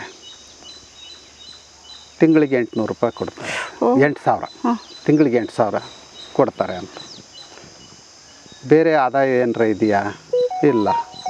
ಮತ್ತು 8,000ದಲ್ಲಿ ಹೇಗೆ ನೀವು ಜೀವನ ಮಾಡ್ತೀರಿ? ಭಾಳ ಸಂತೋಷವಾಗಿ ಜೀವನ ಮಾಡ್ತೇವೆ ಬುದ್ಧಿ ಅಂತ. ಸಂತೋಷ ಅಂದ್ರೆ ಏನಪ್ಪ ಅಂತ ಕೇಳಿದ್ವಿ. ಬುದ್ಧಿ ಬಸವಣ್ಣ ಹೇಳ್ತಾರೆ ಕಾಯಕವೇ ಕೈಲಾಸ ಅಂತ. ನಾವು ಬೆಳಗಿನಿಂದ ಸಂಜೆವರೆಗೂ ಚೆನ್ನಾಗಿ ಖಾದಿ ಬೋರ್ಡ್ನಲ್ಲಿ ಶ್ರದ್ಧೆಯಿಂದ ದುಡಿತೀವಿ. ಸಂಜೆ ಮನೆಗೆ ಬಂದ ಮೇಲೆ ಹೆಂಡತಿ ಮಕ್ಕಳು ಎಲ್ಲ ಒಂದು ಕಡೆ ಕೂತ್ಕೊಂಡು ಆನಂದವಾಗಿ ಹೊಟ್ಟೆ ತುಂಬ ಊಟ ಮಾಡ್ತೇವೆ. ರಾತ್ರಿ ಮಲಗಿದ್ರೆ ಕಣ್ಣು ತುಂಬ ನಿದ್ರೆ ಬರುತ್ತೆ. ಇದಕ್ಕಿಂತ ಸುಖ ಸಂತೋಷ ಯಾವುದು ಬೇಕು? ಸಾಕು, ನಮಗೆ 8,000ದಲ್ಲಿ ನಮ್ಮ ಜೀವನ ನಡೆಯುತ್ತೆ. ಬಹುಶಃ ಅವನು ನಮಗೆ ಒಂದು ಪಾಠ ಕಲಿಸ್ತೆ ಅಂತ ಅನ್ನಿಸ್ತು. ನಾವೆಲ್ಲ ಸುಖ ಸಂತೋಷ ಎಲ್ಲಿದೆ, ಭಾಳ ಸಂಪತ್ತಿದ್ರಿದೆ ಅಂತ ಭಾವಿಸ್ಕೊಂಡಿರ್ತೇವಲ್ಲ. ಸುಖ ಸಂಪತ್ತಿನಿಲ್ಲ, ನಿಮ್ಮ ಬದುಕಿನ ವಿಧಾನದಲ್ಲಿದೆ. ಅವ್ರ ಮನೆಯಲ್ಲಿ ಈ ರೀತಿ ಟೇಬಲ್ಲು ಚೇರು ಇಲ್ಲ, ಅವರು ಚಾಪಿ ಹಾಯಿಸ್ತಾರೆ ಎಲ್ಲ. ಅಲ್ಲಿ ಒಂದು ಟಿ ವಿ ಇಲ್ಲ, ಫ್ರಿಜ್ ಇಲ್ಲ, ಆದರೂ ಆನಂದವಾಗಿ ಬದುಕಲಿಕ್ಕೆ ಸಾಧ್ಯ ಆಗಿದೆ. ಆನಂದ ಅನ್ನೋವಂಥದ್ದು ನಮ್ಮ ಬದುಕಿನ ವಿಧಾನದಲ್ಲಿದೆ. ಈಗ ನಾವು ಇಲ್ಲಿ ಕೂತ್ಕೊಂಡು ಚರ್ಚೆ ಮಾಡ್ತೇವೆ, ಇದ್ರ ಬದಲಾಗಿ ಒಂದು ಕಟ್ಟಡದೊಳಗೆ ಕೂತಿದ್ರೆ ಇಷ್ಟು ಆನಂದ ಸಿಗ್ತಿರಲಿಲ್ಲ. ಆ ಪರಿಸರದಲ್ಲಿ ಬರುವಂಥ ಗಾಳಿ, ಬೆಳಕು, ಹಕ್ಕಿ ಪಕ್ಷಿಗಳ ಕಲರವ, ಅದೇನೋ ಒಂದು ಹೊಸ ಚೈತನ್ಯವನ್ನು ನೀಡುವಂಥದ್ದು. ಹಾಗಾಗಿ ಅಲ್ಲಮ್ಮ ಆ ಕಾಲದಲ್ಲೇ ಹೇಳಿದರು, ಬಯಲು ಬಯಲನೆ ಬಿತ್ತಿ ಬಯಲು ಬಯಲನೆ ಬೆಳೆದು ಬಯಲು ಬಯಲಾಯಿತ್ತಯ್ಯ ಅಂತ. ಆ ಬಯಲಿಗಿರೋವಂಥ ಭವ್ಯತೆ ಬಹುಶಃ ಬಂಧನಕ್ಕೆ ಗೋಡೆ ಮಧ್ಯೆ ಇರ್ತೇವಲ್ಲ, ಅದಿಲ್ಲ. ಆ ಮನುಷ್ಯ ನಮಗೊಂದು ರೀತಿ ಮಾಡೆಲ್ ಅಂತ ಅನ್ನಿಸ್ತು. ಆ ನಂತರ ಮತ್ತೆ ಹರಪನಹಳ್ಳಿ ಮತ್ತು ಕೊಟ್ಟೂರು ತಾಲೂಕಿನ ಒಂದು 4-5 ಗ್ರಾಮಗಳಲ್ಲಿ ಪಾದಯಾತ್ರೆ ಮಾಡಿದ್ವಿ. ಅಲ್ಲೂ ಕೂಡ ಹೊಸ ರೀತಿಯ ನಮಗೆ ಅನುಭವ ಆಯಿತು. ಇವತ್ತೇನು ಸಾವಯವ ಕೃಷಿ ಅಂತ ಇದೆಯಲ್ಲ, ಅಲ್ಲಿ ಅನೇಕ ಜನ ಮಾಡ್ತಾ ಇದ್ದಾರೆ. ಅವ್ರು ಇನ್ನೂ ಈ ಅಡಿಕೆ ಅಥವಾ ಹಣಕಾಸಿನ ಬೆಳೆಗೆ ಹೋಗಿಲ್ಲ. ಸಾವಯವ ಕೃಷಿ ಅಂತ ಏನು ನಾವು ಇವತ್ತು ಹೇಳ್ತೇವಲ್ಲ, ಶೇಂಗಾ ಬೆಳೀತಾ ಇದ್ದಾರೆ, ರಾಗಿ ಬೆಳೀತಾ ಇದ್ದಾರೆ, ಜೋಳ ಬೆಳೀತಾ ಇದ್ದಾರೆ, ಅವರೇ ಬೆಳೀತಾ ಇದ್ದಾರೆ. ಅವ್ರ ಮನೆತನಕ್ಕೆ ಏನು ಬೇಕೋ ಅವುಗಳನ್ನು ಯಾವುದೇ ಸರ್ಕಾರಿ ಗೊಬ್ಬರ ಬಳಸದೆ, ಕ್ರಿಮಿನಾಶಕಗಳನ್ನು ಸಿಂಪಡಿಸದೆ, ಭೂಮಿಯ ಸತ್ವವನ್ನು ಕಳೆಯದೆ ಬೆಳೆಯನ್ನು ತೆಗಿತಾ ಇದ್ದಾರೆ. ಅದು ನಮಗೆ ಒಂದು ಹೊಸ ಪಾಠ ಆಯಿತು. ಹೀಗೆ ಈ ಸರ್ವೋದಯ ಪಾದಯಾತ್ರೆ ಅನ್ನುವಂಥದ್ದು ಬದುಕಿನ ಬದಲಾವಣೆಗೆ ಸ್ವಲ್ಪ ಮಟ್ಟಿಗಾದರೂ ಸ್ಫೂರ್ತಿಯನ್ನು ನೀಡ್ತಾ ಬಂತು. ಅದರ ನಂತರದ ಹಂತ ಮೊನ್ನೆ ಒಂದು 3 ಮತ್ತು 4ನೇ ತಾರೀಕು ಸಾಣೆಹಳ್ಳಿಯಲ್ಲಿ ಒಂದು ವಿಶೇಷವಾದಂಥ ಸಂವಾದ ಏರ್ಪಡಿಸಿದ್ವಿ. ಅದರಲ್ಲಿ ಬಹಳ ಜನ ಭಾಗವಹಿಸಿದ್ರು. ಅದರಲ್ಲಿ ಕೂಡ ಅದನ್ನು ನಾವು ಪ್ರಾರಂಭ ಮಾಡಿದ್ದೇ ರಾಜಕೀಯ ಪರಿವರ್ತನೆಯನ್ನು ಮಾಡಬೇಕು ಅಂತ. ಅದಕ್ಕೆ ನಾವಿಟ್ಟಿದ್ದು ಸರ್ವೋದಯ ಸಮುದಾಯ ಕರ್ನಾಟಕದ ರಾಜಕಾರಣದ ಪರಿವರ್ತನೆಯ ಚಿಂತನೆ ಮತ್ತು ಕ್ರಿಯಾ ಯೋಜನೆ ಅಂತ. ಅದರಲ್ಲಿ ಒಬ್ಬೊಬ್ಬರಿಗೆ ಒಂದೊಂದು ವಿಷಯಗಳನ್ನು ಮಾತಾಡಲಿಕ್ಕೆ ಕೊಟ್ಟಿದ್ವಿ. BR ಪಾಟೀಲ್ರು, ಆನಂತರ doctor Gopal Dabade, BL Shankar, VR Sudarshan, AT Ramaswamy, MP Nadagouda, YSV ದತ್ತ, ರವಿಕೃಷ್ಣ ರೆಡ್ಡಿ, ಮುಖ್ಯಮಂತ್ರಿ ಚಂದ್ರು, ಮಹಿಮಾ ಪಟೇಲ್, ಬೈರೇಗೌಡ, ಚಂದ್ರಶೇಖರ್ ನಾರಣಪುರ, ಅಬ್ದುಲ್ ರಹಮಾನ್ ಪಾಷಾ, ಹೀಗೆ ಅನೇಕ ರಾಜಕೀಯ ಕ್ಷೇತ್ರದಲ್ಲಿದ್ದಂಥವರು ಮತ್ತು ಸಾಮಾಜಿಕ ಸಾಹಿತ್ಯಿಕ ಕ್ಷೇತ್ರದಲ್ಲಿರೋಂಥವರು 2 ದಿವಸ ಬಹಳ ಮುಕ್ತವಾದಂಥ ಚರ್ಚೆ ಮಾಡಿದ್ವಿ. ಆ ಮುಕ್ತ ಚರ್ಚೆ ನಡೆದದ್ದು ಕೂಡ ಇಂಥ ಬೈಲಿನಲ್ಲೇ, ನಮ್ಮ ರಂಗಶಾಲೆಯ ಪಕ್ಕದಲ್ಲಿ ಒಂದು ಲತಾ ಮಂಟಪ ಅಂತ ಇದೆ. ಅದು ಎಲ್ಲರಿಗೂ ಎಷ್ಟು ಖುಷಿ ಕೊಡ್ತು ಅಂತಂದರೆ 2 ದಿವಸಗಳ ಕಾಲ ನಾವು ಇಲ್ಲಿ ಮಾಡಿದ್ದೇ ಒಳ್ಳೆಯದಾಯಿತು, ಕಟ್ಟಡದ ಒಳಗಡೆ ಕೂತ್ಕೊಂಡು AC ಹಾಕ್ಕೊಂಡು ಇಂಥ ಸಂವಾದ ಮಾಡಬಾರ್ದು, ಬೈಲಿನಲ್ಲಿ ಇದು ಆಗಬೇಕು ಅನ್ನೋಂಥ ಭಾವನೆ ಅವ್ರಿಗೆ ಬಂತು. ಅಲ್ಲಿ ಆದರ್ಶಗಳನ್ನು ನಮಗೆ ನಾವಾದರೂ ಮೊದಲು ಪಾಲಿಸೋಣ ಅನ್ನೋಂಥ ಭಾವನೆ ಎಲ್ಲರ ಮನಸ್ಸಿನಲ್ಲಿ ಮೂಡಿತು. ರಾಜಕೀಯಕ್ಕೆ ಇನ್ನೂ 3 ವರ್ಷ ಇದೆ ಚುನಾವಣೆ ನಡೀಲಿಕ್ಕೆ. ಅಷ್ಟರೊಳಗಾಗಿನ ಮತದಾರರನ್ನು ಜಾಗೃತಗೊಳಿಸುವಂಥ ಕಾರ್ಯವನ್ನು ಬೇರೆ ಬೇರೆ ಹಂತದಲ್ಲಿ ಮಾಡಬೇಕು ಅನ್ನೋಂಥ ಒಂದು ತೀರ್ಮಾನಕ್ಕೆ ನಾವೆಲ್ಲ ಬಂದಿದ್ದೀವಿ. ಎಂಥ ಆಲೋಚನೆ ಶ್ರೀಗಳೇ. ಆಮೇಲೆ ಶ್ರೀಗಳೇ, ನೀವು ವಿದೇಶ ಪ್ರಯಾಣ ಕೂಡ ಮಾಡ್ತೀರಾ, ಥೈಲ್ಯಾಂಡ್ ಮತ್ತು ಶ್ರೀಲಂಕಾ, ಅಲ್ಲಿ ಕೂಡ ನಿಮ್ಮ ಭಕ್ತರು ಇದ್ದಾರೆ. ಆ ಭಕ್ತರ ಬಗ್ಗೆ ಒಂದಷ್ಟು ಮಾತುಗಳು ಹೇಳಬೇಕು ಅಂದರೆ ಏನು ಹೇಳ್ತೀರಾ? ವಿದೇಶ ಪ್ರವಾಸ ಮಾಡೋವಂಥದ್ದು ಅಲ್ಲಿ ಭಕ್ತರಿದ್ದಾರೆ ಅನ್ನೋ ಕಾರಣಕ್ಕೆ ನಾವು ಹೋಗಿಲ್ಲ. ಆರಂಭದಲ್ಲಿ ನಾವು ಪ್ರವಾಸದಲ್ಲಿ ಭಾಗವಹಿಸಬೇಕು ಅನ್ನೋ ಕಾರಣಕ್ಕಾಗಿಯೇ ಪ್ರವಾಸಕ್ಕೆ ಹೋದ್ರು, ಆ ದೇಶಗಳನ್ನು ನೋಡಬೇಕು ಅಂತ. ನಂತರ ಕಾರ್ಯಕ್ರಮಗಳನ್ನು ಇಟ್ಕೊಂಡು ಪ್ರವಾಸ ಮಾಡಿದ್ವಿ. ಅಮೇರಿಕಾದಲ್ಲಿ ವೀರಶೈವ ಸಮಾಜ ಆಫ್ ನಾರ್ತ್ ಅಮೇರಿಕಾ ಅಂತ ಇದೆ, ಅವರು ಇನ್ವೈಟ್ ಮಾಡಿದ್ರು. ಅಲ್ಲಿ ಶರಣ ತತ್ವವನ್ನು ಪ್ರಚಾರ ಮಾಡಲಿಕ್ಕಾಗಿ ನಾವು ಅಷ್ಟೇ ಅಲ್ಲ, ನಮ್ಮ ಜೊತೆ ಒಂದಿಷ್ಟು ಪ್ರವಾಸಿಗರು, ಈ ಪ್ರವಾಸನೂ ಆಯಿತು, ಸ್ವಾಮಿ ಕಾರ್ಯ ಸ್ವಕಾರ್ಯ ಎರಡೂ ಆಗಲಿ ಅನ್ನೋ ಕಾರಣಕ್ಕೆ ಅಮೇರಿಕಕ್ಕೆ ಹೋಗಿದ್ವಿ. ನಂತರ ನ್ಯೂಜಿಲೆಂಡು ಮತ್ತು ಆಸ್ಟ್ರೇಲಿಯಾ, ಅಲ್ಲೂ ಕೂಡ ನಮ್ಮ ಕಲಾವಿದರನ್ನು ಕರ್ಕೊಂಡು ಹೋಗಿದ್ವಿ. ನಾಟಕಗಳು ಮತ್ತು ಕಾರ್ಯಕ್ರಮಗಳು ಯಥಾವತ್ತಾಗಿ ನಡೀತಾ ಇದ್ದವು. ಕಳೆದ ವರ್ಷ ತಾನೇ ಒಂದು 3-4 ದೇಶಗಳಿಗೆ ಹೋಗಿದ್ವಿ, ಅಲ್ಲೂ ಕೂಡ ನಾಟಕ ಮತ್ತು ಕಾರ್ಯಕ್ರಮಗಳು ನಡೆದವು. ಮತ್ತು ಮುಂದಿನ ತಿಂಗಳು ಮೇ 8ನೇ ತಾರೀಕಿನ ನಂತರ ಒಂದು 21 ದಿವಸ ಯುರೋಪ್ ರಾಷ್ಟ್ರಗಳಿಗೆ ಹೋಗ್ತಾ ಇದ್ದೀವಿ. ಅಲ್ಲೂ ಕೂಡ ನಾಟಕ ಕಾರ್ಯಕ್ರಮಗಳು ಇರ್ತವೆ. ಅಂದರೆ ಈಗ ಪ್ರವಾಸನೇ ಮುಖ್ಯ ಅಲ್ಲ, ಪ್ರವಾಸದ ಜೊತೆಗೆ ಅಲ್ಲಿಯ ಜನರಿಗೆ ಶರಣರ ತತ್ವಗಳನ್ನು ಮುಟ್ಟಿಸ್ಬೇಕು ಅನ್ನೋವಂಥದ್ದು.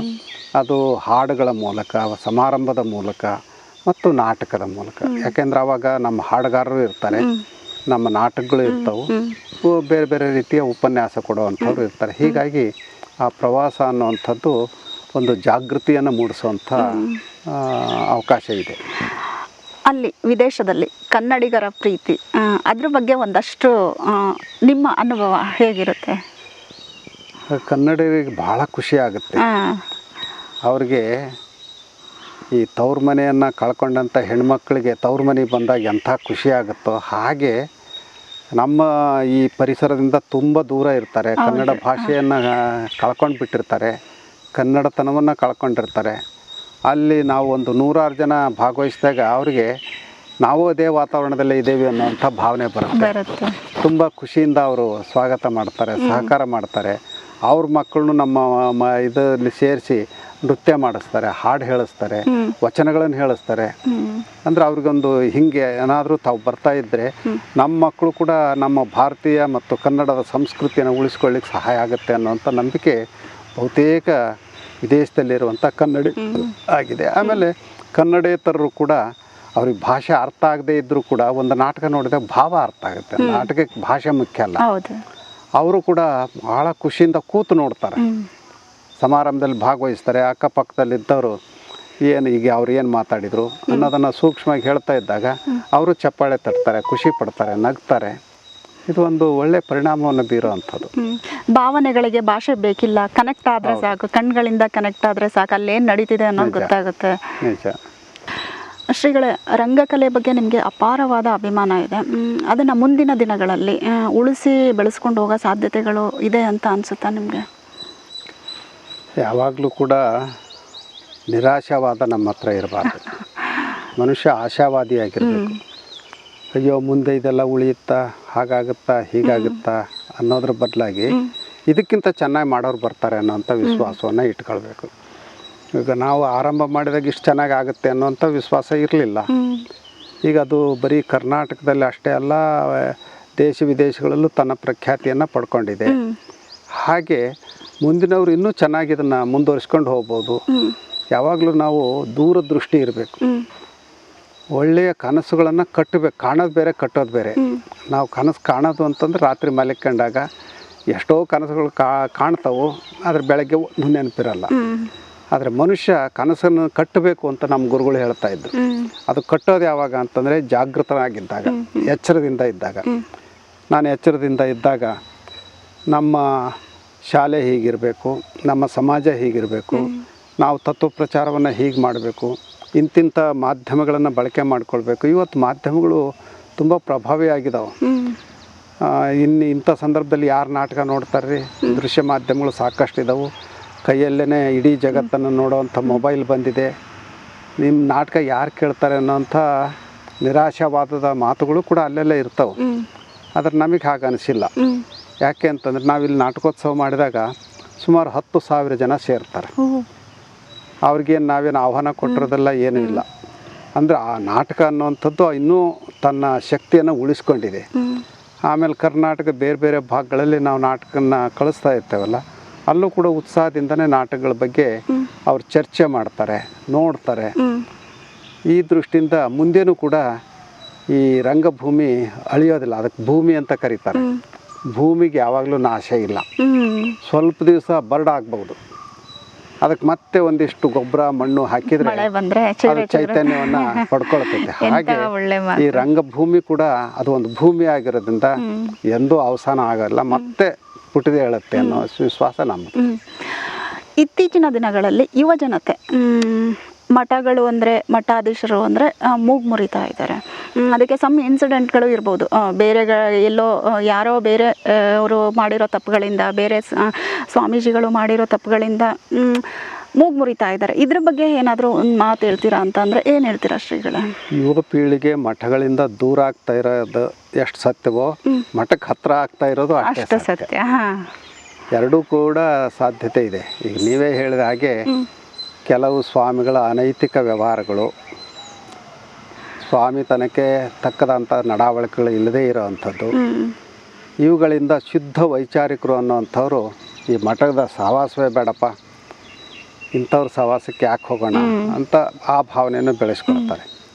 ಮತ್ತು ಕೆಲವರು ಅಯ್ಯೋ ಮಠದಲ್ಲಿ ಎಂಥ ಒಳ್ಳೆಯ ಕಾರ್ಯಗಳು ನಡೀತಾ ಇದ್ದಾವೆ, ನಮ್ಮಂಥವ್ರು ದೂರ ಇದ್ದರೆ ನಾವು ಕಲಿಯೋಂಥದ್ದು ಕಳ್ಕೊಂಡ್ಬಿಡ್ತೇವಲ್ಲ, ನಿಮಗೊಂದು 2 ದೃಷ್ಟಾಂತಗಳನ್ನು ಈ ಬಗ್ಗೆ ಹೇಳಬೇಕು ಅಂತ ಅನಿಸುತ್ತೆ. ನಾಗವೇಣಿ ಅಂತ ಹೇಳಿ ಹಂಪಿಯಲ್ಲಿ ಒಬ್ಬ ಲೈಬ್ರರಿಯನ್ನು, ಅವರನ್ನು ನಮ್ಮ CGK ಅವರು ಇದ್ದಾಗಲೇ ಒಂದು ಕಾರ್ಯಕ್ರಮಕ್ಕೆ, ಇಲ್ಲಿಗೆ ನಾಟಕ ಕಾರ್ಯಕ್ರಮಕ್ಕೆ ಆಹ್ವಾನಿಸಿದ್ವಿ. ಅವರು ಒಪ್ಕೊಂಡಿದ್ರು. ಆದರೆ ಅವ್ರ ಹೆಸರನ್ನು ಹೆಸರಿನ ಮುಂದೆ ಏನು ಪದವಿ ಹಾಕಬೇಕು ಅಂತ ಕೇಳಿದಾಗ, ನಿಮಗೆ ಪದವಿ ಬೇಕೋ ನನ್ನ ಮಾತು ಬೇಕೋ? ಮಾತೇ ಬೇಕು ಅನ್ನೋದಾದರೆ ಪದವಿ ಬೇಡ, ಪದವಿ ಬೇಕು ಅಂದ್ರೆ ಮಾತು ಬೇಡ. ಈ ರೀತಿ ಅವರು ಭಾಳ ಕಟುವಾಗಿ ಮಾತಾಡ್ತಾರೆ. ಬುದ್ಧಿ ಅಂತ ಕರೆಯೋದೇ ಬೇಡ ಅಂತ ನಮ್ಮ ಸಂಘಟಕರು ನಮಗೆ ಫೋನ್ ಮಾಡಿ ಹೇಳಿದರು. ಫೋನ್ ನಂಬರ್ ಕೊಟ್ಟಿರಲಿ, ನಾವೇ ಮಾತಾಡ್ತೇವೆ ಅಂತ ಹೇಳಿದ್ವಿ. ಅವ್ರಿಗೆ ಫೋನ್ ಮಾಡಿದ್ವಿ ಆ ತಾಯಿಗೆ. ಯಾರು ನೀವು ಅಂತ ಕೇಳಿದರು ಅವರು. ನಾವು ಪಂಡಿತರ ಸ್ವಾಮಿಗಳು ಅಂತ ಅಂದ್ವಿ. ಅವರಿಗೆ ಸ್ವಾಮಿಗಳು ಅಂದರೆ ಗೊತ್ತಿದ್ದಂಗೆ ಕಾಣಲ್ಲ. ಯಾವ ಸ್ವಾಮಿ ಅಂತ ಇದೇ ಏಕವಚನ ಬಳಸಿದರು. ನಾವಮ್ಮ ಹಿಂಗೆ ನೀವು ಕಾರ್ಯಕ್ರಮಕ್ಕೆ ಒಪ್ಪಿದ್ರಂತೆ, ಅದಕ್ಕೆ ನಿಮ್ಮ ಹೆಸರಿನ ಮುಂದೆ ಏನು ಹಾಕಿಸ್ಬೇಕು ಅದನ್ನು ಡಿಗ್ರಿ ನಿನಗೆ ಅಂತಲೇ ಬಳಸಿದ್ದವ್ರು. ನಿನಗೆ ಡಿಗ್ರಿ ಬೇಕು, ನನ್ನ ಮಾತು ಬೇಕು. ಈ ರೀತಿ ತುಂಬ ಏಕವಚನಗಳಿಂದನೇ ಮಾತಾಡಿದರು. ಸರಿ ಅಮ್ಮ, ನಿಮಗೆ ಹೆಂಗೆ ಇಷ್ಟ ಆಯಿತೋ ಹಾಗೆ ಬರ್ರಿ ಅಂತ ಹೇಳಿದ್ವಿ. ಅವರು ಬಂದಿದ್ದಾರೆ. ಹಿಂದಿನ ದಿವಸನೇ ಬಂದು ಇಲ್ಲಿದೆಲ್ಲ ಚಟುವಟಿಕೆಗಳನ್ನು ನೋಡಿದ್ದಾರೆ. ಮರುದಿನ ಅವ್ರಿಗೆ ತುಂಬ ಪಶ್ಚಾತ್ತಾಪ ಆಗಿಬಿಟ್ಟಿದೆ. ನಂತರ ಯಾರೂ ಇಲ್ಲದಂಥ ಸಂದರ್ಭದಲ್ಲಿ ನಮ್ಮ ಹತ್ರ ಬಂದು, ಸ್ವಾಮೀಜಿ ದಯವಿಟ್ಟು ಕ್ಷಮಿಸಬೇಕು, ನನಗೆ ಸ್ವಾಮಿಗಳು ಅಂತ ನಾನು ಸೌತ್ ಕೆನರಾದವಳು, ಅಲ್ಲಿರೋಂಥ ಮಠಗಳ ಬಗ್ಗೆ ನನಗೆ ಯಾವ ನಂಬಿಕೆ ವಿಶ್ವಾಸ ಇರಲಿಲ್ಲ. ಹಾಗಾಗಿ ನಾನು ಮಠದ ಹತ್ರನೂ ಹೋದವಳಲ್ಲ, ಸ್ವಾಮಿಗಳ ಹತ್ರನೂ ಹೋದವಳಲ್ಲ. ನೀವು ಸ್ವಾಮಿ ಅಂತಂದ್ರೆ ಯಾರೋ ಸ್ವಾಮಿ ಇರಬೇಕು ಅಂದ್ಕೊಂಡು ಹೀಗೆ ನಾನು ಮಾತಾಡಿದೆ. ಇಲ್ಲಿ ನೋಡಿದ ಮೇಲೆ ನನಗೆ ನಿಮ್ಮ ಯೋಗ್ಯತೆ ಗೊತ್ತಾಯಿತು ಅಂತ ಹೇಳಿ ಆ ಎಮ್ಮ ಸಂಪೂರ್ಣ ಪರಿವರ್ತನೆ ಆಯಿತು. ಇಂಥವು ಸಾಕಷ್ಟು ಉದಾಹರಣೆಗೆ ರಾಮದಾಸ್ ಅಂತ ನೀವು ಹೆಸರು ಕೇಳಿರ್ಬೇಕಿಂತ ಸಾಹಿತಿ ಒಬ್ಬರಿದ್ದು, ಈಗಿಲ್ಲ, ಮೈಸೂರಿನಲ್ಲಿ. ಅವರು ಕೂಡ ಶುದ್ಧ ವೈಚಾರಿಕರು, ಮಠದ ಪರಂಪರೆಯಿಂದ ದೂರ ಇದ್ದಂಥವ್ರು. ನಾವು ನಮ್ಮ ಕಾರ್ಯಕ್ರಮಗಳಿಗೆ ಅವ್ರನ್ನ ಆಹ್ವಾನಿಸ್ಬೇಕು ಅಂತ ಎಷ್ಟೇ ಪ್ರಯತ್ನ ಪಟ್ಟರು ನಾನು ಮಠದ ಆವರಣದಲ್ಲೇ ಕಾಲೇ ಇಡಲ್ಲ ಅಂತ ಹೇಳಿದಂಥವ್ರು. ಕೊನೆಗೆ ಏನೋ ಒಂದು ಕಾರಣಕ್ಕೆ ಬಂದು ಇಲ್ಲಿಯ ಚಟುವಟಿಕೆಗಳನ್ನು ನೋಡಿ ಕೊನೆಗೆ ಅವ್ರು ಹೇಳಿದ್ದು, ಸ್ವಾಮೀಜಿ ನನ್ನೊಬ್ಬ ಜವಾನಾಗಿ ಬಳಸ್ಕೊಳ್ರಿ ಇಲ್ಲಿ ಅಂತ.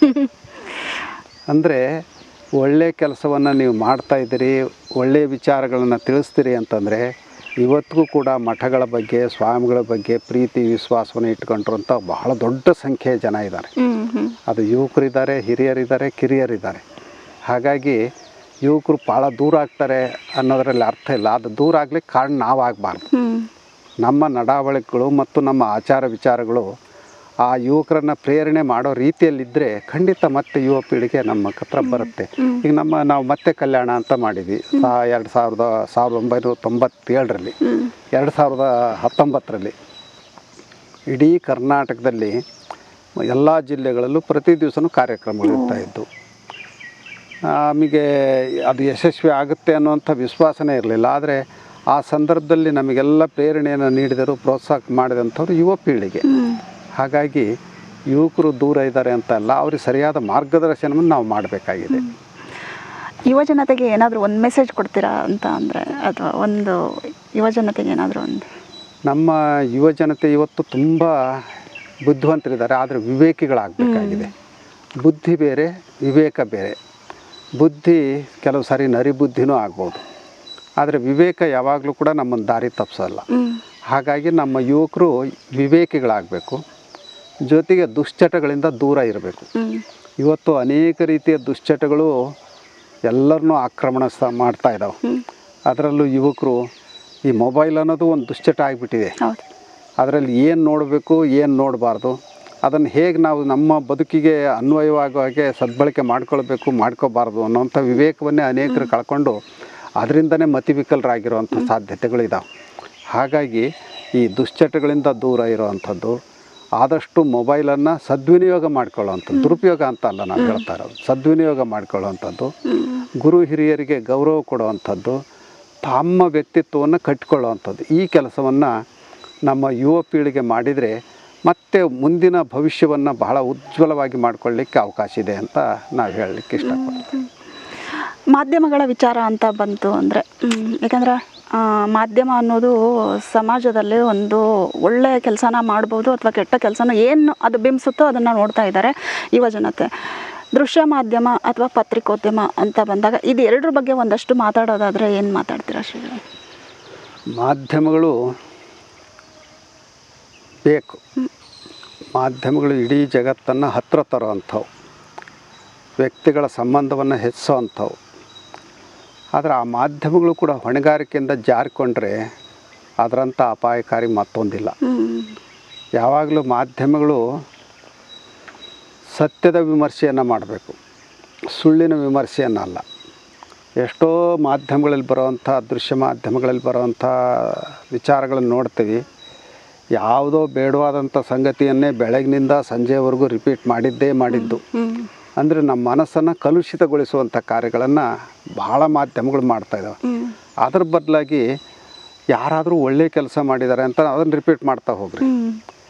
ಒಬ್ಬ ಒಳ್ಳೆಯ ಇದು ಕೆಲಸ ಕಾರ್ಯಗಳನ್ನು ಮಾಡಿದರೆ, ಸಾಹಸದ ಕಾರ್ಯಗಳನ್ನು ಮಾಡಿದರೆ, ಸಮಾಜಮುಖಿಯಾದಂಥ ಕೆಲಸ ಕಾರ್ಯಗಳನ್ನು ಮಾಡಿದರೆ ಅದನ್ನು ಮಾಧ್ಯಮಗಳು ಹೈಲೈಟ್ ಮಾಡ್ತಾ ಹೋಗಬೇಕು.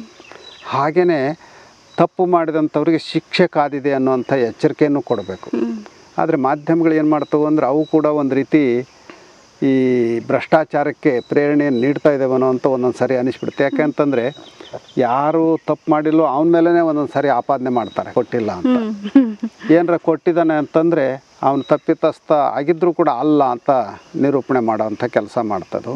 ಹಾಗಾಗಿ ಮಾಧ್ಯಮಗಳು ಪಾರದರ್ಶಕವಾಗಿರಬೇಕು. ಅದು ದೃಶ್ಯ ಮಾಧ್ಯಮ ಇರ್ಬೋದು, ಪ್ರಿಂಟ್ ಮೀಡಿಯಾ ಇರ್ಬೋದು, ಆಕಾಶವಾಣಿ ಇರ್ಬೋದು, ಅವೆಲ್ಲವೂ ಕೂಡ ಸತ್ಯವನ್ನು ಮಾತ್ರ ಪ್ರತಿಪಾದನೆ ಮಾಡ್ತೇವೆ. ಅನಾವಶ್ಯಕವಾಗಿ ಯಾರನ್ನೂ ತೇಜೋವಧೆ ಮಾಡೋದಿಲ್ಲ. ನಮ್ಮ ಮಾಧ್ಯಮದ ಮೂಲಕ ಸಮಾಜದ ಯಥಾವತ್ತಾದ ಚಿತ್ರಣವನ್ನು ಸಮಾಜದ ಮುಂದೆ ಇಡ್ತೀವಿ ಅನ್ನೋವಂಥ ಸಂಕಲ್ಪ ಮಾಧ್ಯಮಗಳಿಗೆ ಬಂದರೆ ಇವತ್ತಿಗೂ ಕೂಡ ಆ ಮಾಧ್ಯಮಗಳನ್ನ ಭಾಳ ಜನ ನಂಬ್ತಾ ಇದ್ದೇವಲ್ಲ, ಆ ನಂಬಿಕೆಗೆ ಅರ್ಹ ಆಗಬೇಕು. ಅವು ನಂಬಿಕೆಗೆ ವಿಶ್ವಾಸಕ್ಕೆ ಅನರ್ಹ ಆಗಬಾರ್ದು. ನಾವು ಸಾರ್ವಜನಿಕವಾಗಿ ಹೇಳುವಂಥದ್ದು, ಜನರು ಆಡಂಬರಕ್ಕೆ ಹೋಗಬಾರ್ದು. ವೈಭವ ಅಷ್ಟೇನು ಆನಂದವನ್ನು ಕೊಡುವಂಥದ್ದಲ್ಲ. ಸರಳತೆಯಲ್ಲಿರುವಂಥ ಸುಖ ಸಂತೋಷ ಆ ಆಡಂಬರದಲ್ಲಿ ಖಂಡಿತ ಇಲ್ಲ. ಇವತ್ತೇನು ಅರಮನೆಯಂಥ ಮನೆಗಳನ್ನು ಕಟ್ಟೋರಂಥವ್ರು ಜಾಸ್ತಿ ಆಗಿದ್ದಾರೆ. ಆದರೆ ಅವ್ರ ಮಕ್ಕಳು ಎಲ್ಲೋ ಇದ್ದಾರೆ, ತಂದೆ ತಾಯಿಗಳು ನೋಡ್ಕೊಳ್ಳೋವಂಥವ್ರು ಇಲ್ಲ. ಹಾಗಾಗಿ ನಮ್ಮ ಜನರಿಗೆ ನಾವು ಹೇಳೋವಂಥದ್ದು, ಮಕ್ಕಳಿಗೆ ಸಂಸ್ಕಾರವಂತರನ್ನಾಗಿ ಮಾಡಿರಿ. ಶಿಕ್ಷಣ ಎಷ್ಟು ಮುಖ್ಯವೋ ಸಂಸ್ಕಾರನೂ ಕೂಡ ಅಷ್ಟೇ ಮುಖ್ಯ. ನಾಳೆ ಆ ಮಕ್ಕಳು ವಯೋವೃದ್ಧ ತಂದೆ ತಾಯಿಗಳನ್ನು ಇವ್ರ ಮಕ್ಕಳಿದ್ದಾಗ ಹೆಂಗೆ ಸಾಕಿದ್ರು ಹಾಗೆ ಹಿರಿಯರನ್ನು ಸಾಕುವಂಥ ಮನಸ್ಥಿತಿ ಅವ್ರಿಗೆ ಬರಬೇಕು. ನಿನ್ನೆ ಯಾರೋ ಒಬ್ಬರು ಉಪನ್ಯಾಸ ಮಾಡ್ತಾ ಒಬ್ಬ ಚಲನಚಿತ್ರ ನಟನ ಉದಾಹರಣೆಯನ್ನು ಹೇಳ್ತಾ ಇದ್ದರು. ಅವನು ಭಾಳ ಪ್ರಖ್ಯಾತ ನಟ. ಒಂದು 4 ವರ್ಷ ನಾಪತ್ತೆ ಆಗಿಬಿಟ್ನಂತೆ. ಆಮೇಲೆ 5ನೇ ವರ್ಷ ಕಾಣಿಸ್ಕೊಳ್ತಾನೆ. ಅವನು ಪ್ರಶ್ನೆ ಕೇಳ್ತಾರೆ, 4 ವರ್ಷ ಎಲ್ಲಿ ನಾಪತ್ತೆ ಆಗಿಬಿಟ್ಟಿದ್ರಲ್ಲ, ಯಾಕೆ, ಎಷ್ಟು ದುಡಿಮೆ ಕಳ್ಕೊಂಡಿರಲ್ಲ ನೀವು? ಇಲ್ಲ 4 ವರ್ಷ ನಾನು ನಿಜವಾದ ಸಂತೋಷವನ್ನು ಅನುಭವಿಸಿದೆ ಅಂತ ಹೇಳ್ತಾರೆ. ಯಾಕೆ? ನಮ್ಮ ತಂದೆ ಕಾಯಿಲೆ ಆಗಿತ್ತು, ಆದ್ದರಿಂದ ತಂದೆಯ ಆರೈಕೆ ಮಾಡಬೇಕು ಅಂತ ಹೇಳಿ ನಾನು ಸಿನಿಮಾ ರಂಗದಿಂದ ದೂರ ಇದ್ದು 4 ವರ್ಷ ನನ್ನ ತಂದೆಯನ್ನು ನನ್ನ ಹೆಂಗೆ ಸಾಕಿದ್ರೋ ಹಾಗೆ ನಾನು ಪಕ್ಕದಲ್ಲೇ ಇದ್ದು ಸಾಕಿದೆ. ಅವರು ಲಿಂಗೈಕ್ಯರಾದರು, ಸಂತೋಷದಿಂದ ಲಿಂಗೈಕ್ಯರಾದರು. ನನಗೆ ನಷ್ಟ ಅಂತ ಅಲ್ಲ, ನನ್ನ ತಂದೆಯ ಸೇವೆಯನ್ನು ಮಾಡುವಂಥ ಸೌಭಾಗ್ಯ ನನಗೆ ಭಗವಂತ ಕಲ್ಪಿಸಿಕೊಟ್ನಲ್ಲ ಅಂತ ನಾನು ಭಗವಂತನಿಗೆ ಕೃತಜ್ಞನಾಗಿದ್ದೇನೆ ಅಂತ. ಹಾಗೆ ನಮ್ಮ ಜನರು ತಮ್ಮ ಮನೆಯಲ್ಲಿ ಇರೋವಂಥ ಹಿರಿಯರನ್ನು ಯಾವುದೋ ವೃದ್ಧಾಶ್ರಮ ಕಟ್ಸೋದು ಅಥವಾ ಬೀದಿ ಬಿಕಾರಿಗಳನ್ನ ಮಾಡೋದು, ಇಂಥವುಗಳನ್ನು ಮಾಡದೆ ಅವರು ನಿಜವಾದ ದೇವರು ಅಂತ ಭಾವಿಸ್ಕೊಂಡು ಆರಾಧನೆ ಮಾಡೋವಂಥದ್ದು, ಅವ್ರಿಗೆ ಆರೋಗ್ಯವನ್ನು ನೋಡಿಕೊಳ್ಳುವಂಥದ್ದು, ಆರೈಕೆ ಮಾಡೋವಂಥದ್ದು, ಈ ಕಾರ್ಯವನ್ನು ನಮ್ಮ ಜನ ಮಾಡಿದರೆ ಆಗ ಅದು ಭಗವಂತ ಮೆಚ್ಚುವಂಥದ್ದು. ಭಗವಂತ ಹೋಗಿ ನೀವು ಪೂಜೆ ಮಾಡಿದ ತಕ್ಷಣ ಮೆಚ್ಚೋದಿಲ್ಲ. ಭಗವಂತ ಮೆಚ್ಚೋ ಕಾರ್ಯ ಯಾವುದು ಅಂತಂದರೆ ಮಾತೃದೇವೋಭವ ಪಿತೃದೇವೋಭವ ಅಂತ ಹೇಳ್ತಾರಲ್ಲ, ಅವರನ್ನು ದೇವರು ಅಂತ ಭಾವಿಸ್ಕೊಂಡು ಅವರಿಗೆ ಆರೈಕೆ ಮಾಡಿದರೆ ಅದು ಭಗವಂತ ಮೆಚ್ಚುವಂಥ ಕಾರ್ಯ. ನೀವು ಮತ್ತೆ ಗುಂಡಾರಗಳು ಗೋಪುರಗಳು ಇವುಗಳಿಗೆ ಸುತ್ತೋ ಅಗತ್ಯ ಇಲ್ಲ. ಇವತ್ತೇನಾಗಿದೆ ಅಂತಂದರೆ ಈ ಧಾರ್ಮಿಕ ಅನಾಚಾರಗಳೇ ಜಾಸ್ತಿ ಆಗ್ತಾ ಇದ್ದಾವೆ. ಆ ದೇವ್ರಿಗೆ ಹೋದ್ರೆ ಏನೋ ವರ ಕೊಡುತ್ತೆ, ಈ ದೇವ್ರಿಗೆ ಹೋದ್ರೆ ಅವೆಲ್ಲವೂ ಸ್ಥಾವರಗಳು. ವರ ಕೊಡೋವಂಥದ್ದು ಶಾಪ ಕೊಡೋವಂಥದ್ದು ನಮ್ಮ ಮನಸ್ಸಿಗೆ ಇದೆ. ಹಾಗಾಗಿ ಜನರಿಗೆ ನಾವು ಪದೇ ಪದೇ ಹೇಳ್ತಾ ಇರ್ತೀವಿ, ಎಲ್ಲೋ ಹೋಗಿ ನೀರಿನಲ್ಲಿ ಮುಳುಗಿದ ಕೂಡಲೇ ಪವಿತ್ರ ಆದ್ವಿ ಅಂತ ತಿಳ್ಕೊಬೇಡ್ರಪ್ಪ. ನಿಮ್ಮೂರಾಗ ನೀರೈತಿ, ಭಾಳ ಸ್ವಚ್ಛವಾದ ನೀರಿದೆ, ಅದರಲ್ಲೇ ನೀವು ಮುಳುಗಿ ಹೇಳ್ರಿ. ಅದನ್ನು ಬಿಟ್ಕೊಂಡು ಇನ್ನೆಲ್ಲೋ ಹೋಗಿ ಆ ನದಿಯಲ್ಲಿ ಮುಳುಗಿದ್ರೆ ಪವಿತ್ರ ಆಗ್ತೇವೆ ಅನ್ನೋಂಥ ನಂಬಿಕೆ ಇದೆಯಲ್ಲ, ಅದು ಮೂಢನಂಬಿಕೆ. ಆ ಮೂಢನಂಬಿಕೆಯನ್ನು ಕಿತ್ತಾಕಿ ನಿಮ್ಮ ನೀರು, ನಿಮ್ಮ ಆಹಾರ, ನಿಮ್ಮ ಪರಿಸರ, ನಿಮ್ಮ ತಂದೆ ತಾಯಿಗಳು ಈ ಒಂದು ಬಾಂಧವ್ಯವನ್ನು ಗಟ್ಟಿಗೊಳಿಸ್ಕೊಂಡ್ರೆ ಬದುಕು ಸುಖವಾಗಿ ಇರುತ್ತೆ ಅಂತ ಹೇಳ್ತಾ ಇದ್ದೇವೆ. ಅದನ್ನೇ ನಾವು ಸಮಾಜಕ್ಕೆ ಈಗಲೂ ಕೂಡ ಹೇಳೋದು. ಶ್ರೀಗಳೇ, ಇಷ್ಟೊತ್ತು ತುಂಬ ಕ್ವಾಲಿಟಿ ಟೈಮ್ನ ನಮಗೆ ಕೊಟ್ರಿ, ತುಂಬ ಉಪಯುಕ್ತವಾದಂಥ ಮಾಹಿತಿನ ನೀವು ಕೊಟ್ರಿ. ನಾವು ಏನು ಅಂದ್ಕೊಂಡು ಬಂದ್ವಿ ಅಷ್ಟು ಪ್ರಶ್ನೆಗಳಿಗೆ ನಮಗೆ ಉತ್ತರ ಸಿಕ್ತು. ನಮ್ಮ ಆಡಿಯನ್ಸ್ ಒಂದಷ್ಟು ಪ್ರಶ್ನೆಗಳನ್ನ ನಿಮ್ಮ ಮುಂದೆ ಇಟ್ಟಿದ್ರು. ಅದು ಎಲ್ಲದಕ್ಕೂ ತುಂಬ ತಾಳ್ಮೆಯಿಂದ ಉತ್ತರ ಕೊಟ್ರಿ. ಅದಕ್ಕೋಸ್ಕರ ನಿಮಗೆ ತುಂಬ ಹೃದಯದ ಧನ್ಯವಾದಗಳು. ಶರಣಾರ್ಥಿ ಶ್ರೀಗಳು. ಎಲ್ಲರಿಗೂ ಶುಭಾಶಯ. ಕೇಳಿದ್ರಲ್ಲ, ಇಷ್ಟೊತ್ತು ನಿಮ್ಮ ಎಲ್ಲ ಪ್ರಶ್ನೆಗಳಿಗೂ ನಮ್ಮ ಶ್ರೀಗಳು ಉತ್ತರನ ಕೊಟ್ಟಿದ್ದಾರೆ. ಮತ್ತೆ ಮುಂದಿನ ಸಾಧಕರೊಂದಿಗೆ ಭೇಟಿಯಾಗ್ತೀನಿ. ಧನ್ಯವಾದ.